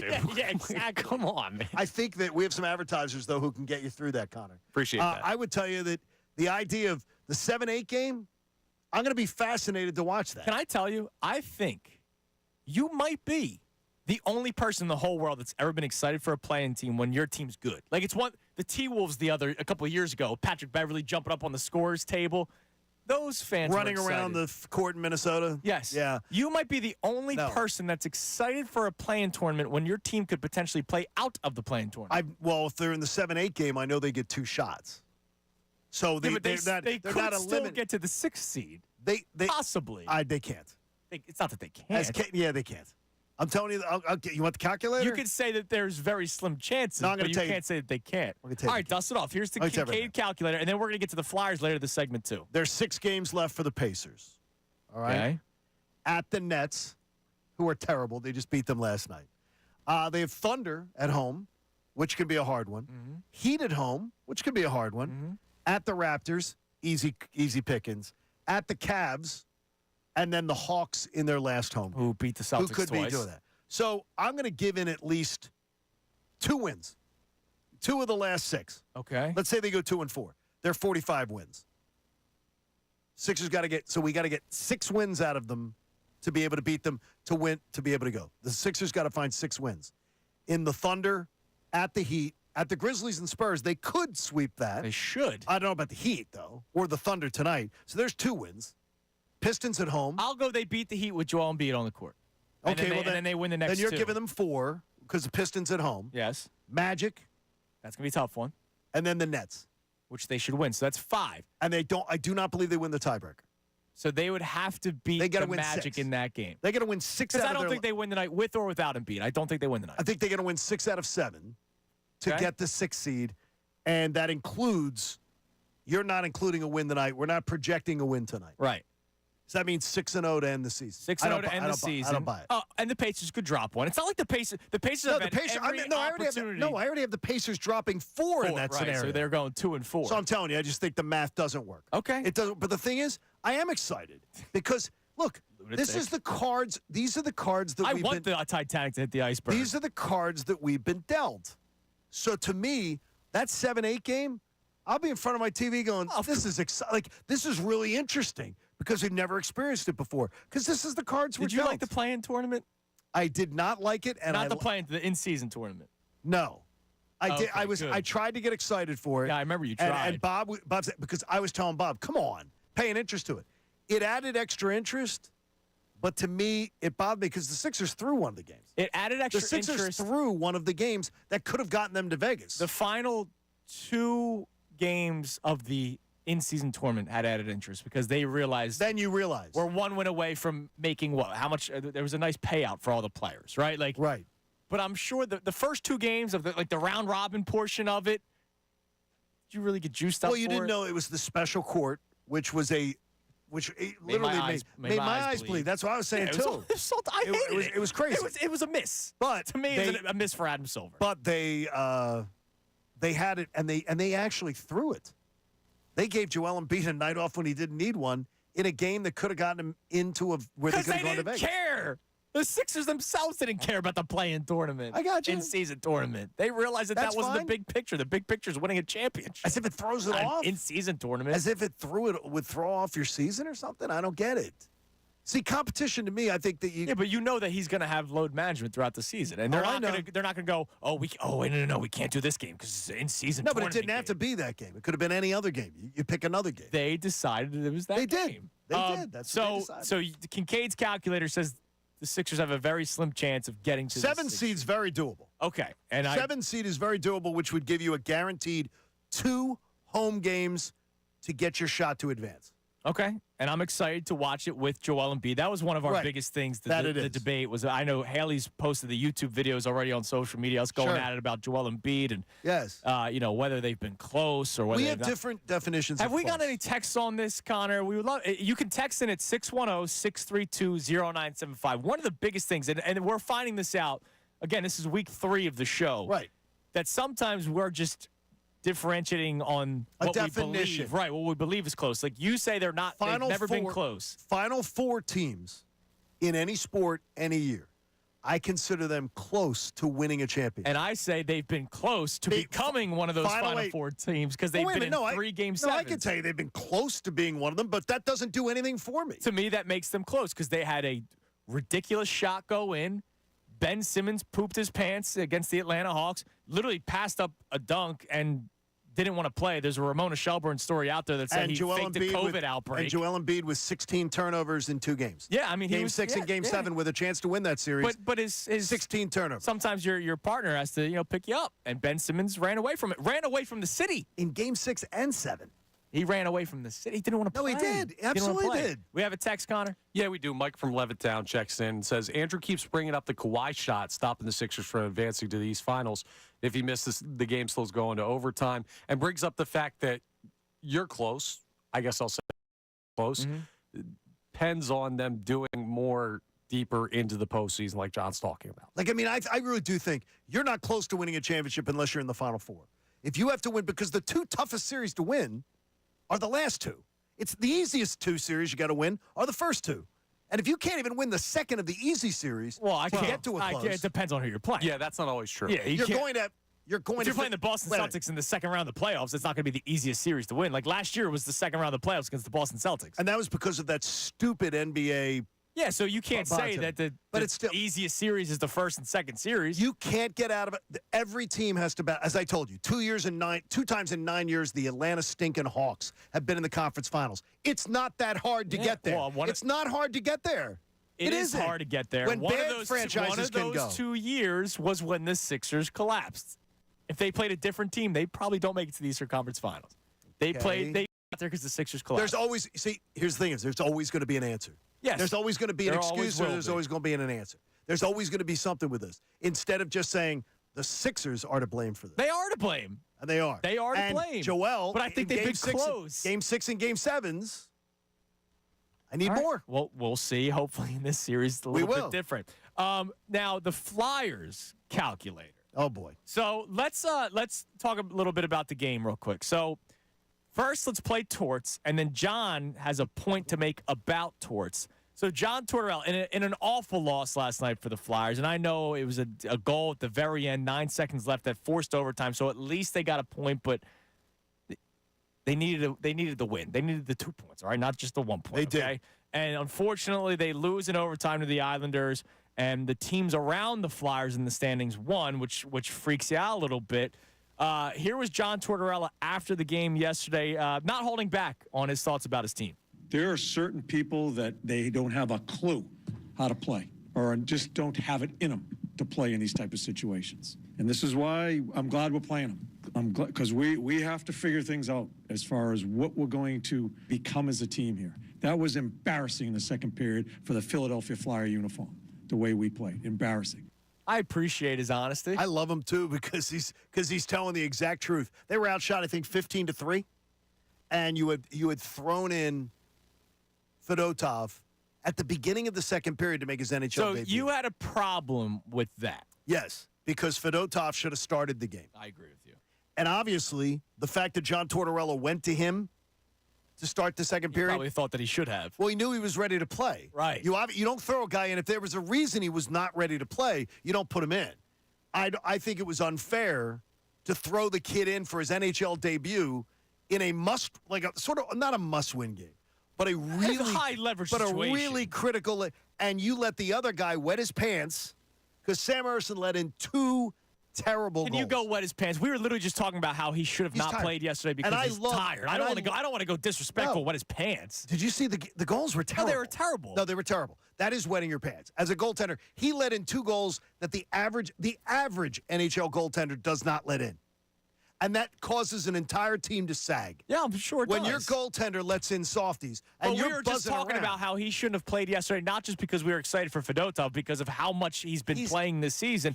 And we did the schedule. The Flyers don't play again until Friday, so you would have had a lot of time. Yes, I can't go wet his pants. No, that performance last night was a wet your pants performance. It was terrible. Those 2 goals were terrible. They were horrible. They were. The guy's been playing pretty much all season long out of necessity. And I said that.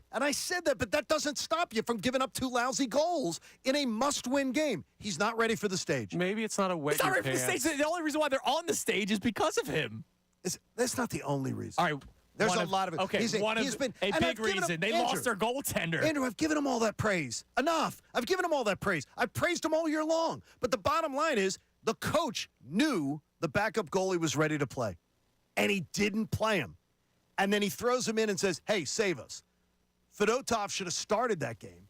And it's clear, watching just a couple periods of him. Well, no, he's going to be talented. That he is a talented guy. I don't know how great he's going to be. Right. But he is a he appears to be a really, really sound goaltender. So what do you do? So they have a back-to-back. So both of them are going to have to play Friday, Saturday. Because goaltenders' legs fall off if you ask him to play 2 games in a row. So who are you playing first?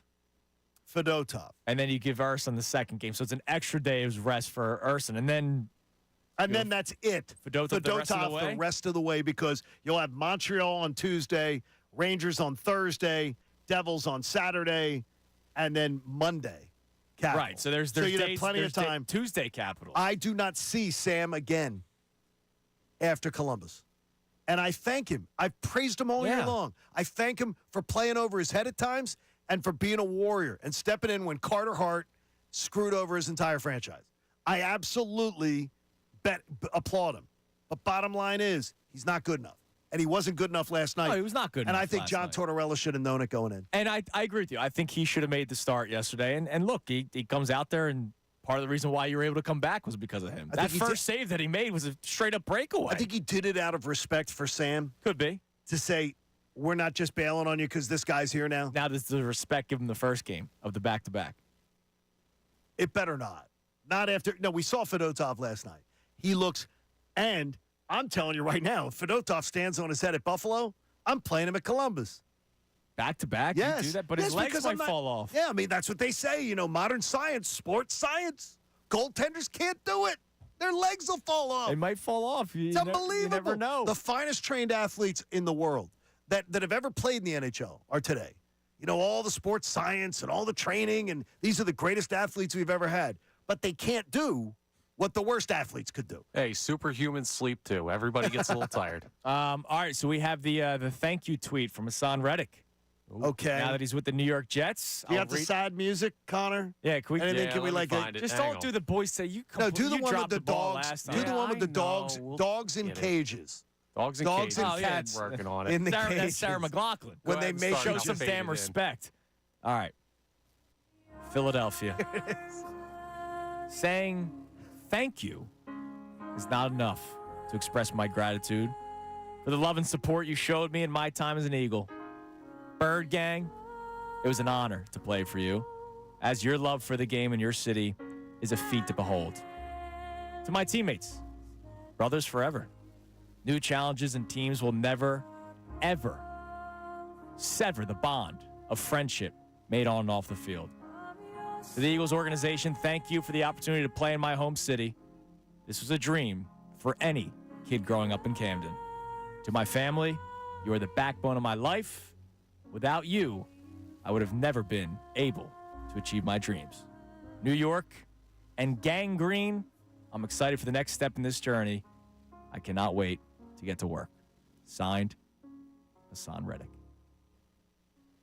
That was pretty good. That was well done. Yeah. Well, who did it better, the Hassan's writing or me reading it? That was pretty good reading. You did a really good dramatic reading of it. I only know Bird Gang bourbon.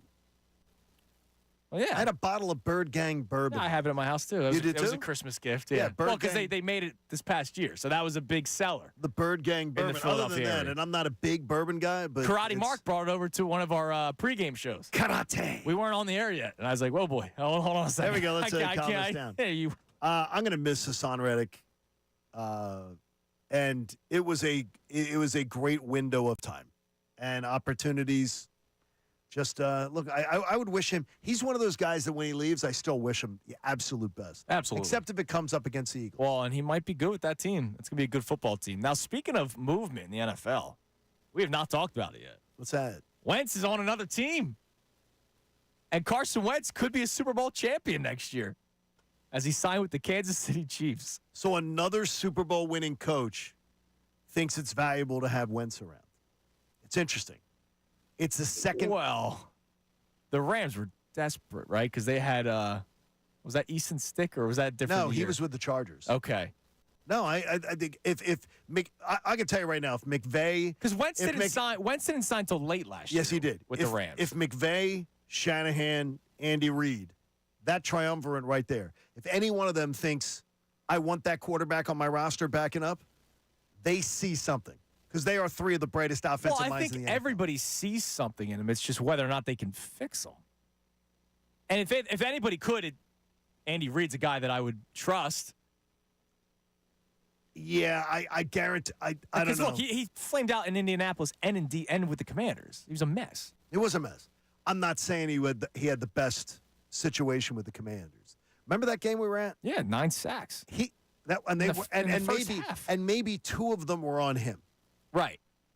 Yeah, but it was terrible. That was the worst. I don't see Andy Reid going, "Oh man, look at this stud I just picked up to we're my not backup." going to pretend he's good. No. Right? Is he going to be the backup? Do you think? Yes. But do you think he's going to be?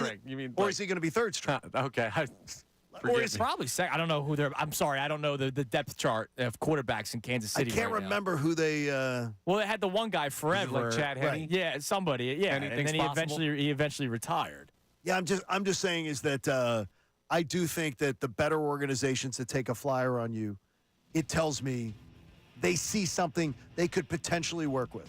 Right, because he does. Andy rehabbed quarterbacks before. Right, it wouldn't be the first time that Andy Reid's done it.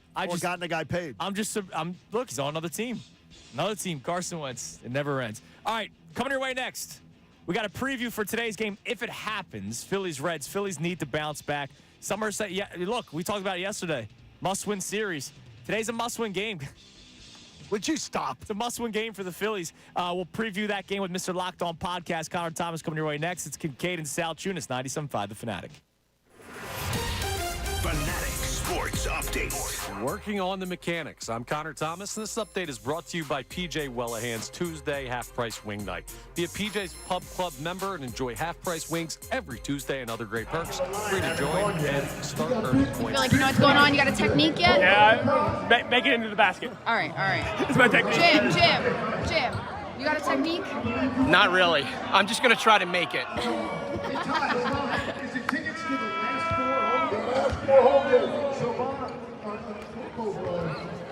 This is the first match of high who eliminated you? Ray John eliminated you. Ray John, you take the lane to take it all the way to win. That is your contention for a run. Oh, there you go. Oh, we got a double Cooney advancement there.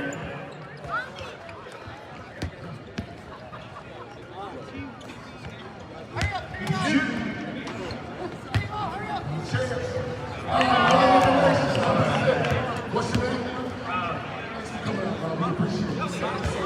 All right, no selfies. No selfies, Haley. You're here to play.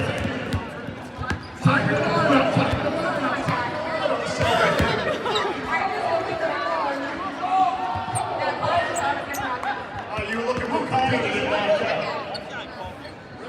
You're good. He's good. There is another one. Andrew, you ready? All right, Haley, shoot it. You got technique or? Yeah, I just don't care, and if it goes in, that's great.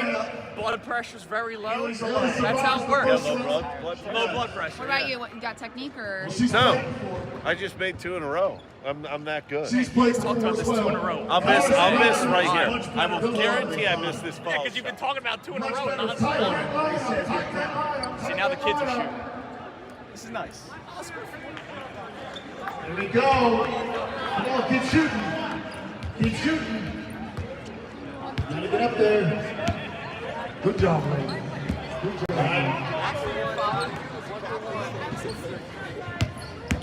There you go. There you go. Keep shooting. Long line. Next person up.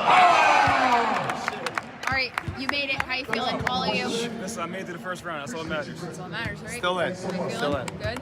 All right. Feel good. No one and done too. Come on. See, people being a little too friendly. Don't be friendly. You gotta keep shooting. Gotta shoot. Move up. Move up to the foul line. Move out. Move out. Foul line.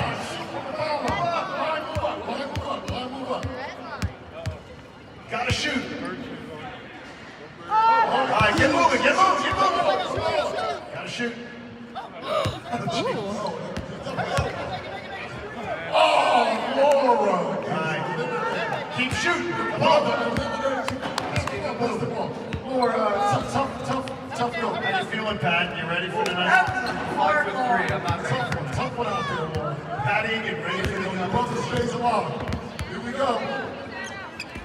Yeah, she's out. She's her brother. You're safe. How do you feel? How do you feel? Oh, good. Feeling ready. Ready. Ready for the next First round's time? done. All right. How you guys feeling? Feeling great. Coming for that one spot, baby. How you feeling? No? Feeling pretty good, pretty good. Hey, number one? How you feel? I'm feeling starstruck. Starstruck? Living the dream, for real though. Like for real. Because when people say they're living the dream, they don't really mean it. But right now I am. I'm on an NBA court. Waited my whole life for this, man. And I just scored a basket. Not getting excited for what I was thinking about here tonight. Would you be willing to knock out Solana another 10 round? Yes.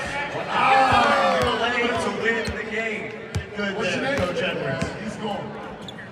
We've had 4 eliminations so far. 4 eliminations so far. Keep going. Come on. Gotta keep shooting. Keep shooting.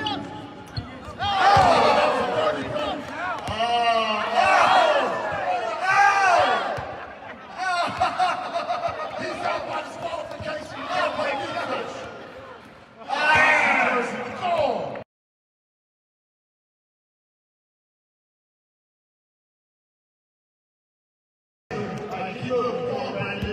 Oh, shit. Ray Dunn eliminating Ray Dunn. He is! Ray Dunn is on Ray Dunn. Does it hurt more when Ray Dunn does it? It does. At least he didn't wave goodbye to me this year. Every time, both of Hurts a little. You did a hell of a job. Jim, Come on, Jim. half of the line haven't gone yet. You feel like you know what's going on? You got a technique yet? Yeah, make it into the basket. All right. It's my technique. Jim. You got a technique? Not really. I'm just going to try to make it. Is it tickets to the last 4 home games? So, this is the first round. How do you feel? Who eliminated you? Ray Dunn eliminated you. Ray Dunn, he's got to move the lane to take it all the way to win. That is your contention for a run. Bob Cooney. Oh, there you go. Oh, we got a double Cooney advancement there.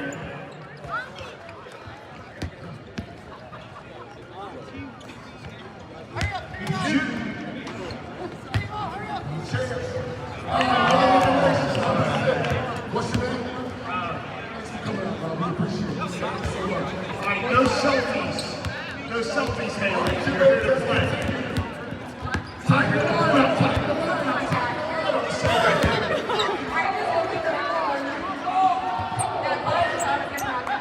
You were looking for comedy in that. You're good. He's good. There is another one.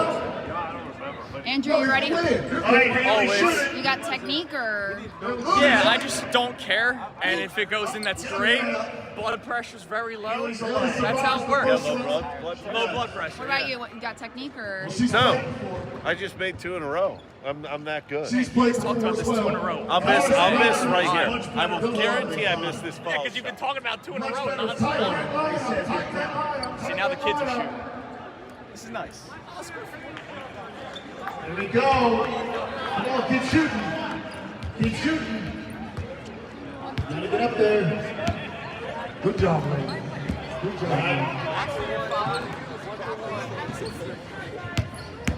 There you go. There you go. Keep shooting. Long line.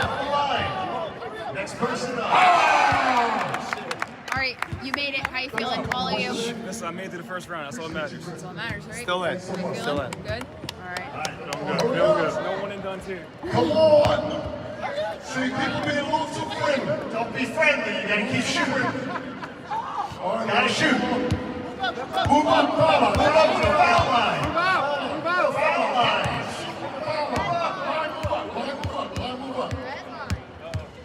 Gotta shoot. All right, get moving. Gotta shoot.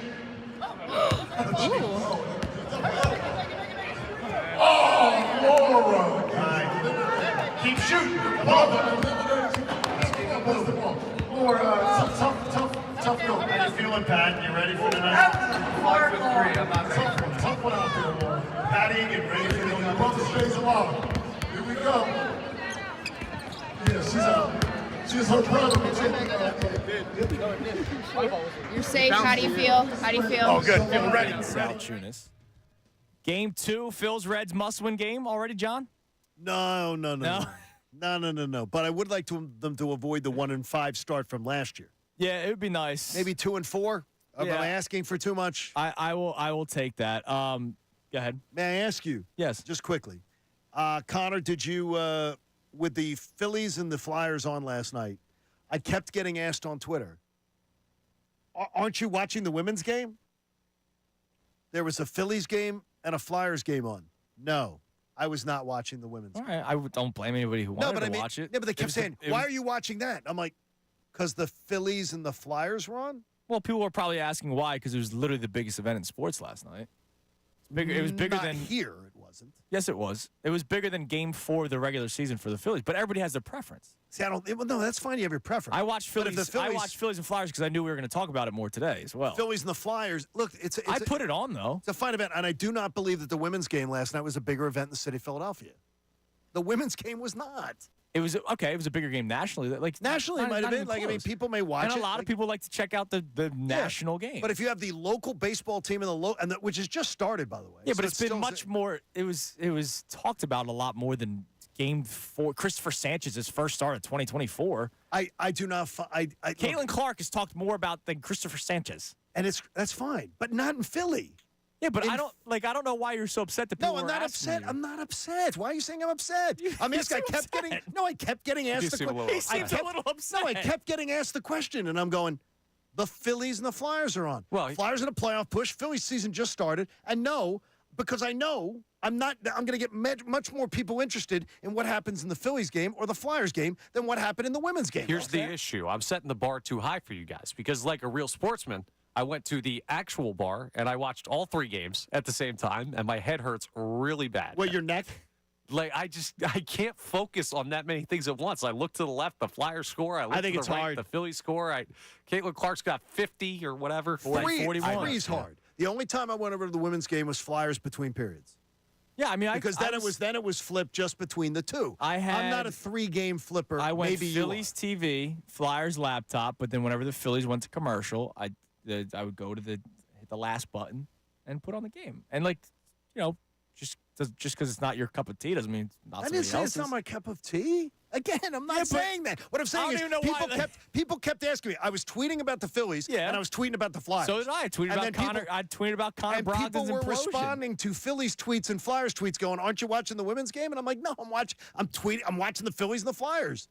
I think it's like, no, I'm not watching. I'll flip during the commercial break. Well, I'm glad that you watched the Phillies and the Flyers. Everybody can watch whatever the hell they want. No, but I don't respond to people's Phillies tweets with, "Aren't you watching the women's game? Aren't you watching this?" I don't respond to that. If someone's watching the Phillies, I'll respond to somebody. If someone says something, I'll respond to a Phillies tweet. It's like, here's women's basketball. He seems bothered by it. This is it's a strange thing. It's a strange thing.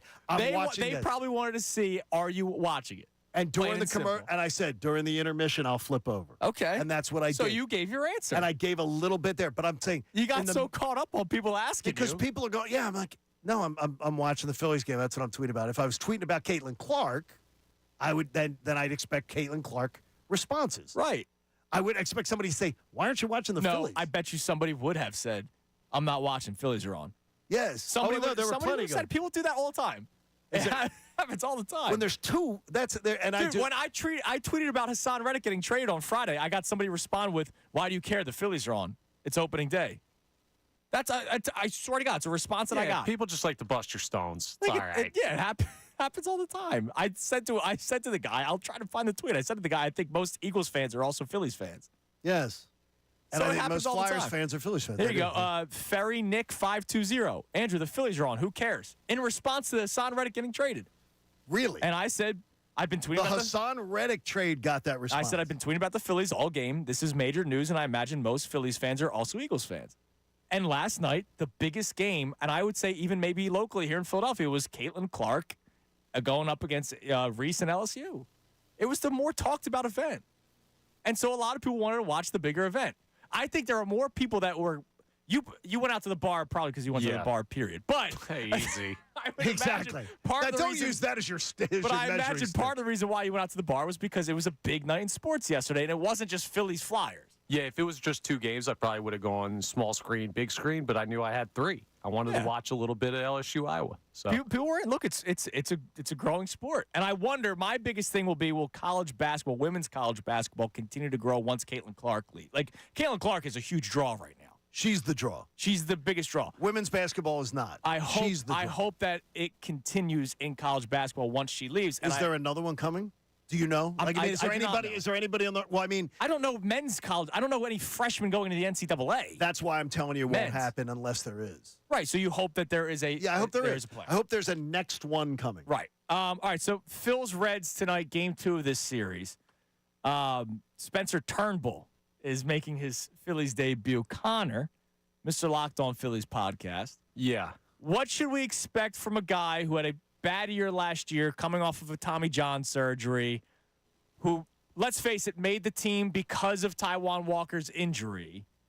He made the Phillies spring training roster because they wanted to give him a look, but he made the team because of Walker's injury. What are you expecting out of him tonight? Yeah, buckle up, I'd say, for this one. Geez. Are you saying take the over? I don't know what against that Graham Ashcraft. What did you call him? Ashcraft. We could change his name depending on how he pitches tonight. But no, he's a talented pitcher. Like, he's shown flashes. The issue is he missed the time with Tommy John. He comes back, he doesn't have a good year. You can always convince yourself, oh, okay, the second year back after recovery from that is the year that they take a step. But you don't believe that till you see it, and especially not encouraging that he was just out there for the Phillies to sign and only made the roster because Taijuan Walker has the shoulder issue. So I'm not expecting much. But I told you guys yesterday, in this series, the hitting is what's going to have to be most important. Oh, yeah. And yesterday, it wasn't good enough. No. So, and you got a good outing out of Christopher Sanchez, too, which you wasted. Fantastic outing. So I don't give a damn. Like, it's Spencer Turnbull. I'm more worried about Bryce Harper. I'm more worried about Trey Turner. Not that I'm worried, but I'm just saying, like, those are the names that win you baseball games, not Spencer Turnbull. Thing is, the offense is not winning you baseball games. No, I know. Oh, it's not his. So I mean, so the thing is, season when yet, exactly, we have to wait till hitting season. What's that? June 1st? Only here. Only here. So wait a minute. But when you have Spencer Turnbull on the mound, right, that means the bats better be twice as good. Exactly, and I'm saying they have to be because I don't know anything that I'm going to get from Turnbull. Now, I don't know what it is on your respective apps, but on the FanDuel Sportsbook app, the over/under is 8.5 in this game. That's a big number. I didn't think it was high enough. I'd bet it. But I wonder if the weather plays a factor into that as well, because it's not going to be the best day. Now, that could mean it could be harder for pitchers, so we'll see. But over/under is 8.5. The under is actually minus 120. The over is almost plus money.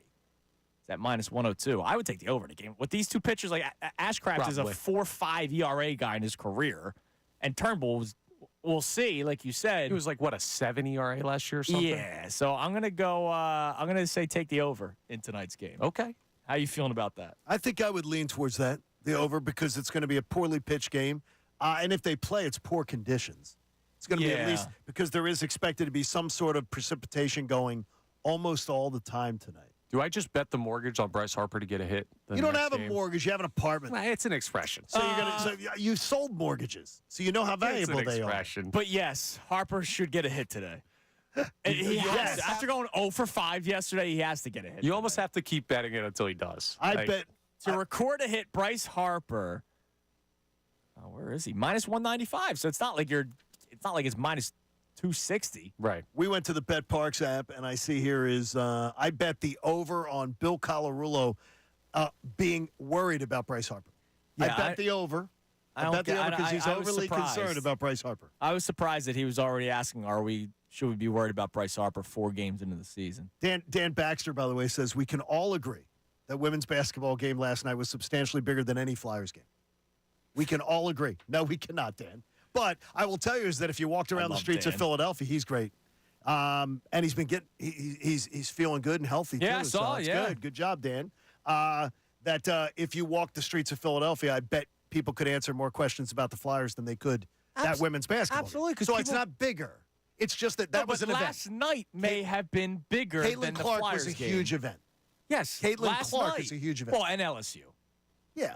I don't think the average Philadelphian can tell you anything about LSU. No, and I'm not basketball. expecting. in Louisiana. So I'm saying it's not the bigger than any Flyers game. Okay, you're reading Dan Baxter. I'm reading what he said. Yeah, I'm not reading into it. I'm reading what he said. Scroll through his Twitter account. What? He's a bit of a stickler. Oh, well, he's a stickler. Yeah, well, no, I'm saying is it. But I think last night LSU and Iowa was bigger than Flyers Islanders for a lot of people. I got to tell you, this city has been. I think the gear has been amazing, flyered up. Like you talked about it from the summer. Oh yeah, with the graffiti before the season even really started. The Flyers hats, the Flyers sweatshirts. Tyrone had a great. By the way, Ty Johnson yesterday on the best show ever had a great. I don't know if it was a hoodie or a sweatshirt, but it was an awesome one. Old school orange. Oh, nice. The big logo. It was really, really nice. I'm sure you can get that gear at Rally House. It's your city. I bet you could. Rally House. Bet you could. All right, so here's what we got coming up. We have the Kincade and Salciunas Key 3. We'll do our crossover with Bob Cooney. And also, I can't wait for tomorrow if it happens. What do you mean? We got our Phillies game that we're going to with a couple of our listeners. It's going to be so much fun. It's the business person special. Thanks to our friend John Brazier and the Philadelphia Phillies for hooking us up for tomorrow's Thank you, John. business person special action, which I really appreciate doing this morning gig now. I can actually make it to these games and not miss the first 3 or 4 innings of it. And Phillies.com/tickets. Yeah, check that out. To be able to to any event you want to go to. So thanks again to the Phillies for hooking us up. We're really excited for that tomorrow. We'll be doing this again in May. Yes. During the second business person special. So keep that in mind a month from now. But the Key 3 coming your way next. Also the crossover with Bob Cooney. We'll find out what Bob's got going on in the midday show today. We've been playing a lot of clips from Bob Cooney's shows over the last couple of weeks already. Some solid interviewing skills by that Cooney. Yeah, he's pretty good at it. He could have been a reporter. He listened to a lot of my shows and must have learned a thing or two. Excuse me? It's Kincade and Salciunas right here on 97.5 The Fanatic. You feel like you know what's going on? You got a technique yet? Yeah, make it into the basket. All right. It's my technique. Jim, you got a technique? Not really. I'm just going to try to make it.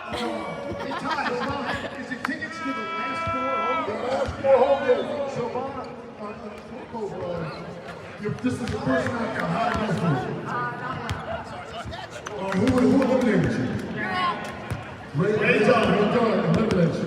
Ray John, you take it. You got to move the lane to take it all the way to win. It's your contagion for a run. Oh, there you go. Oh, we got a double Cooney advancement there.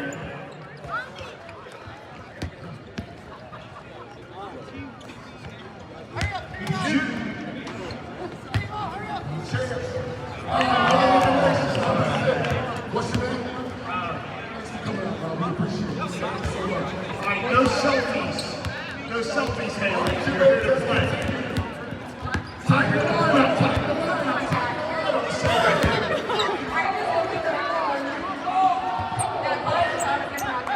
You were looking for comedy. You're good. He's good. There it is, another one. Andrew, you ready? All right, Haley, shoot it. You got technique or? Yeah, I just don't care. And if it goes in, that's great. Blood pressure's very low. That's how it works. Low blood pressure. What about you? What, you got technique or? No, I just made 2 in a row. I'm that good. She's played Talked about this 2 in a row. I'll miss right here. I will guarantee I miss this ball. Because you've been talking about 2 in a row. See, now the kids are shooting. This is nice. Here we go. Come on, keep shooting. Keep shooting. Gotta get up there. Good job, man. Good job.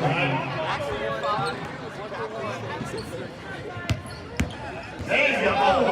There you go. Keep shooting. Long line. Next person up. All right, you made it. How you feeling? All of you? Listen, I made it to the first round. That's all that matters. That's all that matters, right? Still in. How you feeling? Still in. Good? All right. Feel good. No one and done too. Come on. See, people being a little too friendly. Don't be friendly. You gotta keep shooting. Gotta shoot. Move up, move up to the foul line. Move out. Foul line.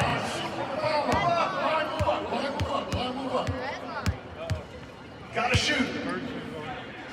All right, get moving, get moving, get moving.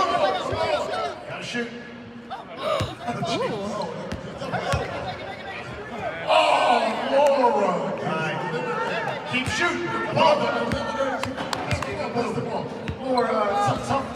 tough go. How you feeling, Pat? You ready for tonight?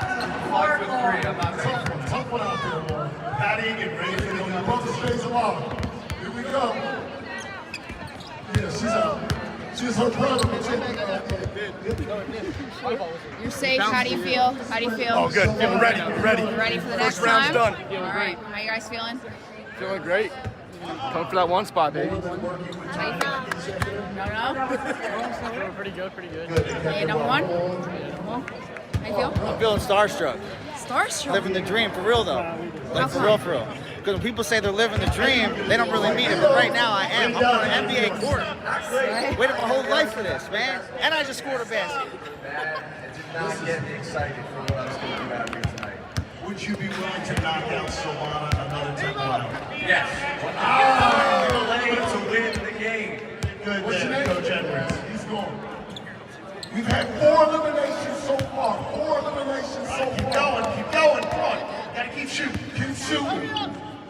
Oh, that was a 30 point.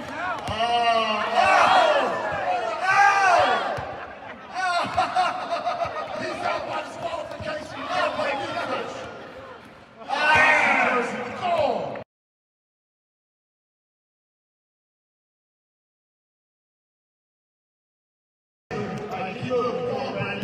Oh, shit. Ray Dodd eliminating Frank Dodd. He is!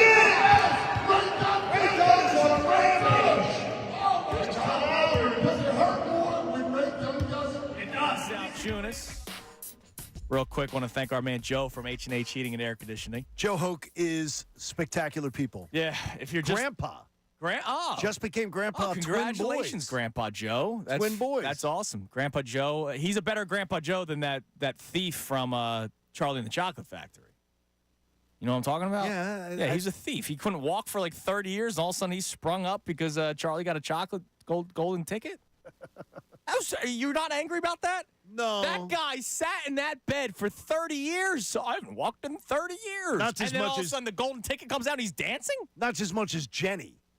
Yeah, she's awful too. She's the worst character ever. Yeah, she's pretty bad. All right, I'm a foxhole guy. You said you were hungry. Yes. Okay. I didn't know what the sandwiches were, so I was afraid to pick a sandwich. But our friends at Wawa have dropped off stuff. Okay, do you want to try the spicy pickle or the ketchup? Spicy pickle. Foxhole guy. All right. And we took care of you. This is my nutritious breakfast for today. Connor and I made sure. No, there's sandwiches. There's sandwiches in there, but I didn't know what the sandwiches were. Okay. So they're small and they're very good. Thank you, Wawa, and we appreciate you being a part of the You know finale. what? It's a great time for the Kincade Salciunas Key 3. Now, the Kincade Salciunas Key 3.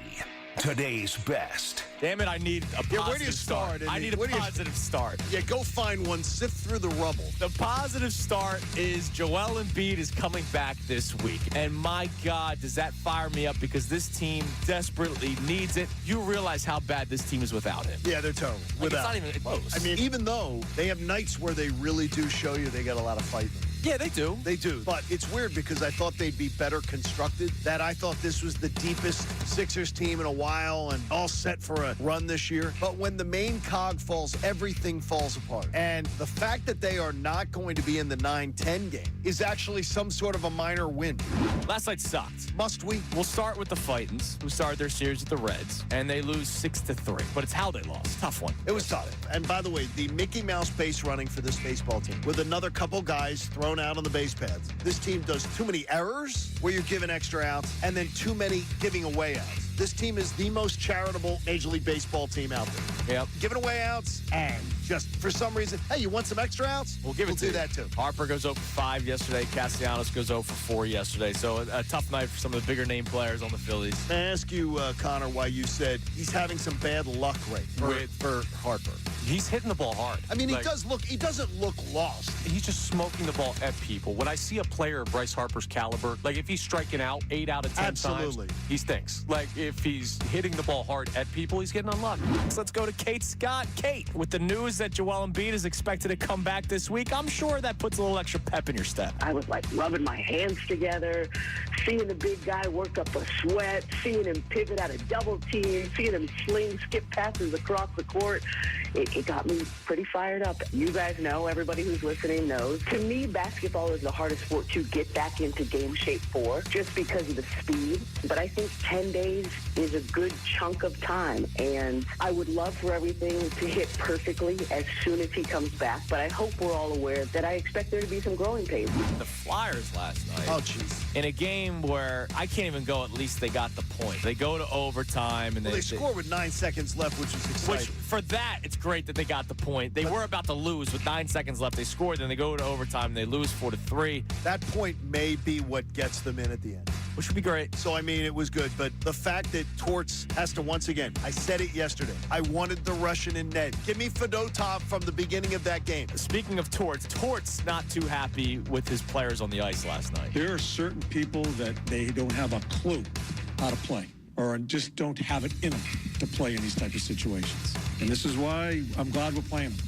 I'm glad, because we have to figure things out as far as what we're going to become as a team here. That was embarrassing in the second period for the Philadelphia Flyer uniform. I forgot I was with Mr. Anti-Process over here. Yeah, and we're not doing a process show. I'm talking specifically about Joel Embiid and how he makes you a contender every single year. He provides hope every single year. I know you're basing things off of previous series. I'm basing things on results. I'm not basing things on hope. I'm not basing things on feelings. I'm basing things on results. I'm doing watching the game and seeing the best player on the court every single night when he plays. And I'm basing it on, no, not every single night. Okay, there might be a night where he does not play as well as somebody else. You mean like when this city saw him in Game 6 and Game 7 last year? I'm saying if I were to start a team, I'm taking him over a lot of other players all across the NBA. There are nights where he's down nights. It's not what I'm saying. What I'm saying is all I know is when he's out there on paper, whatever you want to say, he's the best player on the court. All right, that was the Kincade Salciunas Key 3, the 3 best minutes from today's show. Can't be that hard to find the best 3 minutes. He said it was 2:45 today, and he stretched it. Oh, damn. Okay. Sorry about that. Bob Cooney. What's up, boys? How are we it's today? Crossover time. I know it is. Things all good?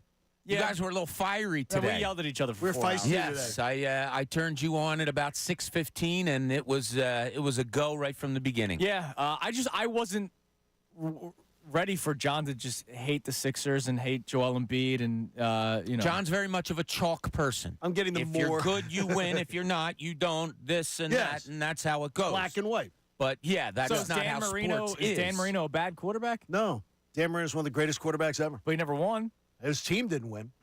Yes, his team did win. Oh, boy. 52. Wow, that's a total 360. But Joel Embiid had Simmons who didn't care. Fultz forgot how to play basketball. Tell me, you think Marino was the reason his teams didn't win? No, but you're saying. No, what I'm saying is, I can tell you that Game 6 and Game 7 last year, Where's Joel could have been a children's book. Give me a break. Oh, the first. Give me a break. I would say the first. Down the stretch. 40 minutes of Joel Embiid was good in Game 6. It was the last 5. Bobby, what do you got coming up 0 for 4 from the floor. James Harden was 0 for 5 in those last 5 minutes. He was terrible. Yeah. Okay. I've killed that too. That's factual. Today we got 11 o'clock. We're going to talk to John Clark. Nice. 12:30. We wanted to get some hockey talk, so we got Steve Levy from ESPN joining us at 12:30. Dude, that's awesome. Yeah, so we'll talk all Flyers, what's going on. What does he think of John Tortorella? Like, I came in here talking to you guys real quick, and I said, well, you guys agree with what Tortorella's doing? John right away, yep, absolutely. You can question it. It's a good talking point. You know, he kind of went silent. Assistant coaches, you go talk, all this. It's the captain. Now he comes out, and this team's crap. Players don't know how to play. Something. I think we're paying more attention right now. Yes. Has this been going on all season long, but we're paying more attention now because they're a story. John will tell you, we have been paying attention. Yes, I have been so intrigued by John Tortorella. You always say he's the guy. So it's interesting. We'll see what Steve has to say about that, and I'll give my opinion also. I like accountability being taught to the youngsters from the beginning. This is how you're going to play. This is the standard of excellence. If you don't meet it, don't do the Andy Reid, it's on me. Why? Everybody's to blame on me. Why is hockey different? Why can Torts, and I'm sure you guys will play it at some point too, Bob, why can Torts talk like that about his players, saying it was an embarrassment and, We don't. He's earned the right, as many coaches have, but many coaches wouldn't go there. But why does Tortorella go there? That's and why who he is it okay? That's who he is. He's Maybe not going to it's change. not. That's the question to be out there. It's always been who he is. Yeah. It is consistent. Yeah, he's never changed. With it, who he is. And by the way, people always say he's going to burn out. He's going to burn out. He has 3 of the longest tenures in the modern era. The average coach in the NHL doesn't last 3 years. He's already lasted double that with 3 different franchises before this one. Bob, you want some of my spicy pickle? No, I have some waiting for me out there. You Yes, said spicy along pickle with was your choice, too? I don't want your pickle at all, Andrew. Thank you. Have a good day, boys. I think we've got enough for Bob, the day, leave boys. on that We'll note. talk to you at 10 o'clock, Bobby. Hey, support life-saving You're cancer welcome for research. that. Join us and our generous partner, David Auto Group, and make a donation to the American Association for Cancer Research. You can do it today at 975thefanatic.com/AACR because cancer research saves lives. It absolutely does. And we're going to have a busy day tomorrow. Shefty at 8 o'clock as usual. Jeff McClain will join us tomorrow. Wow, that's good. We'll react to what is a must-win game for the Phillies tomorrow. So it's going to be another busy day tomorrow and probably just as spirited. Everybody have a great rest of your Tuesday. Stay dry out there. Enjoy. Business person special day tomorrow. So come in your Phillies gear. Let's hope. Don't forget, Kincade and Salciunas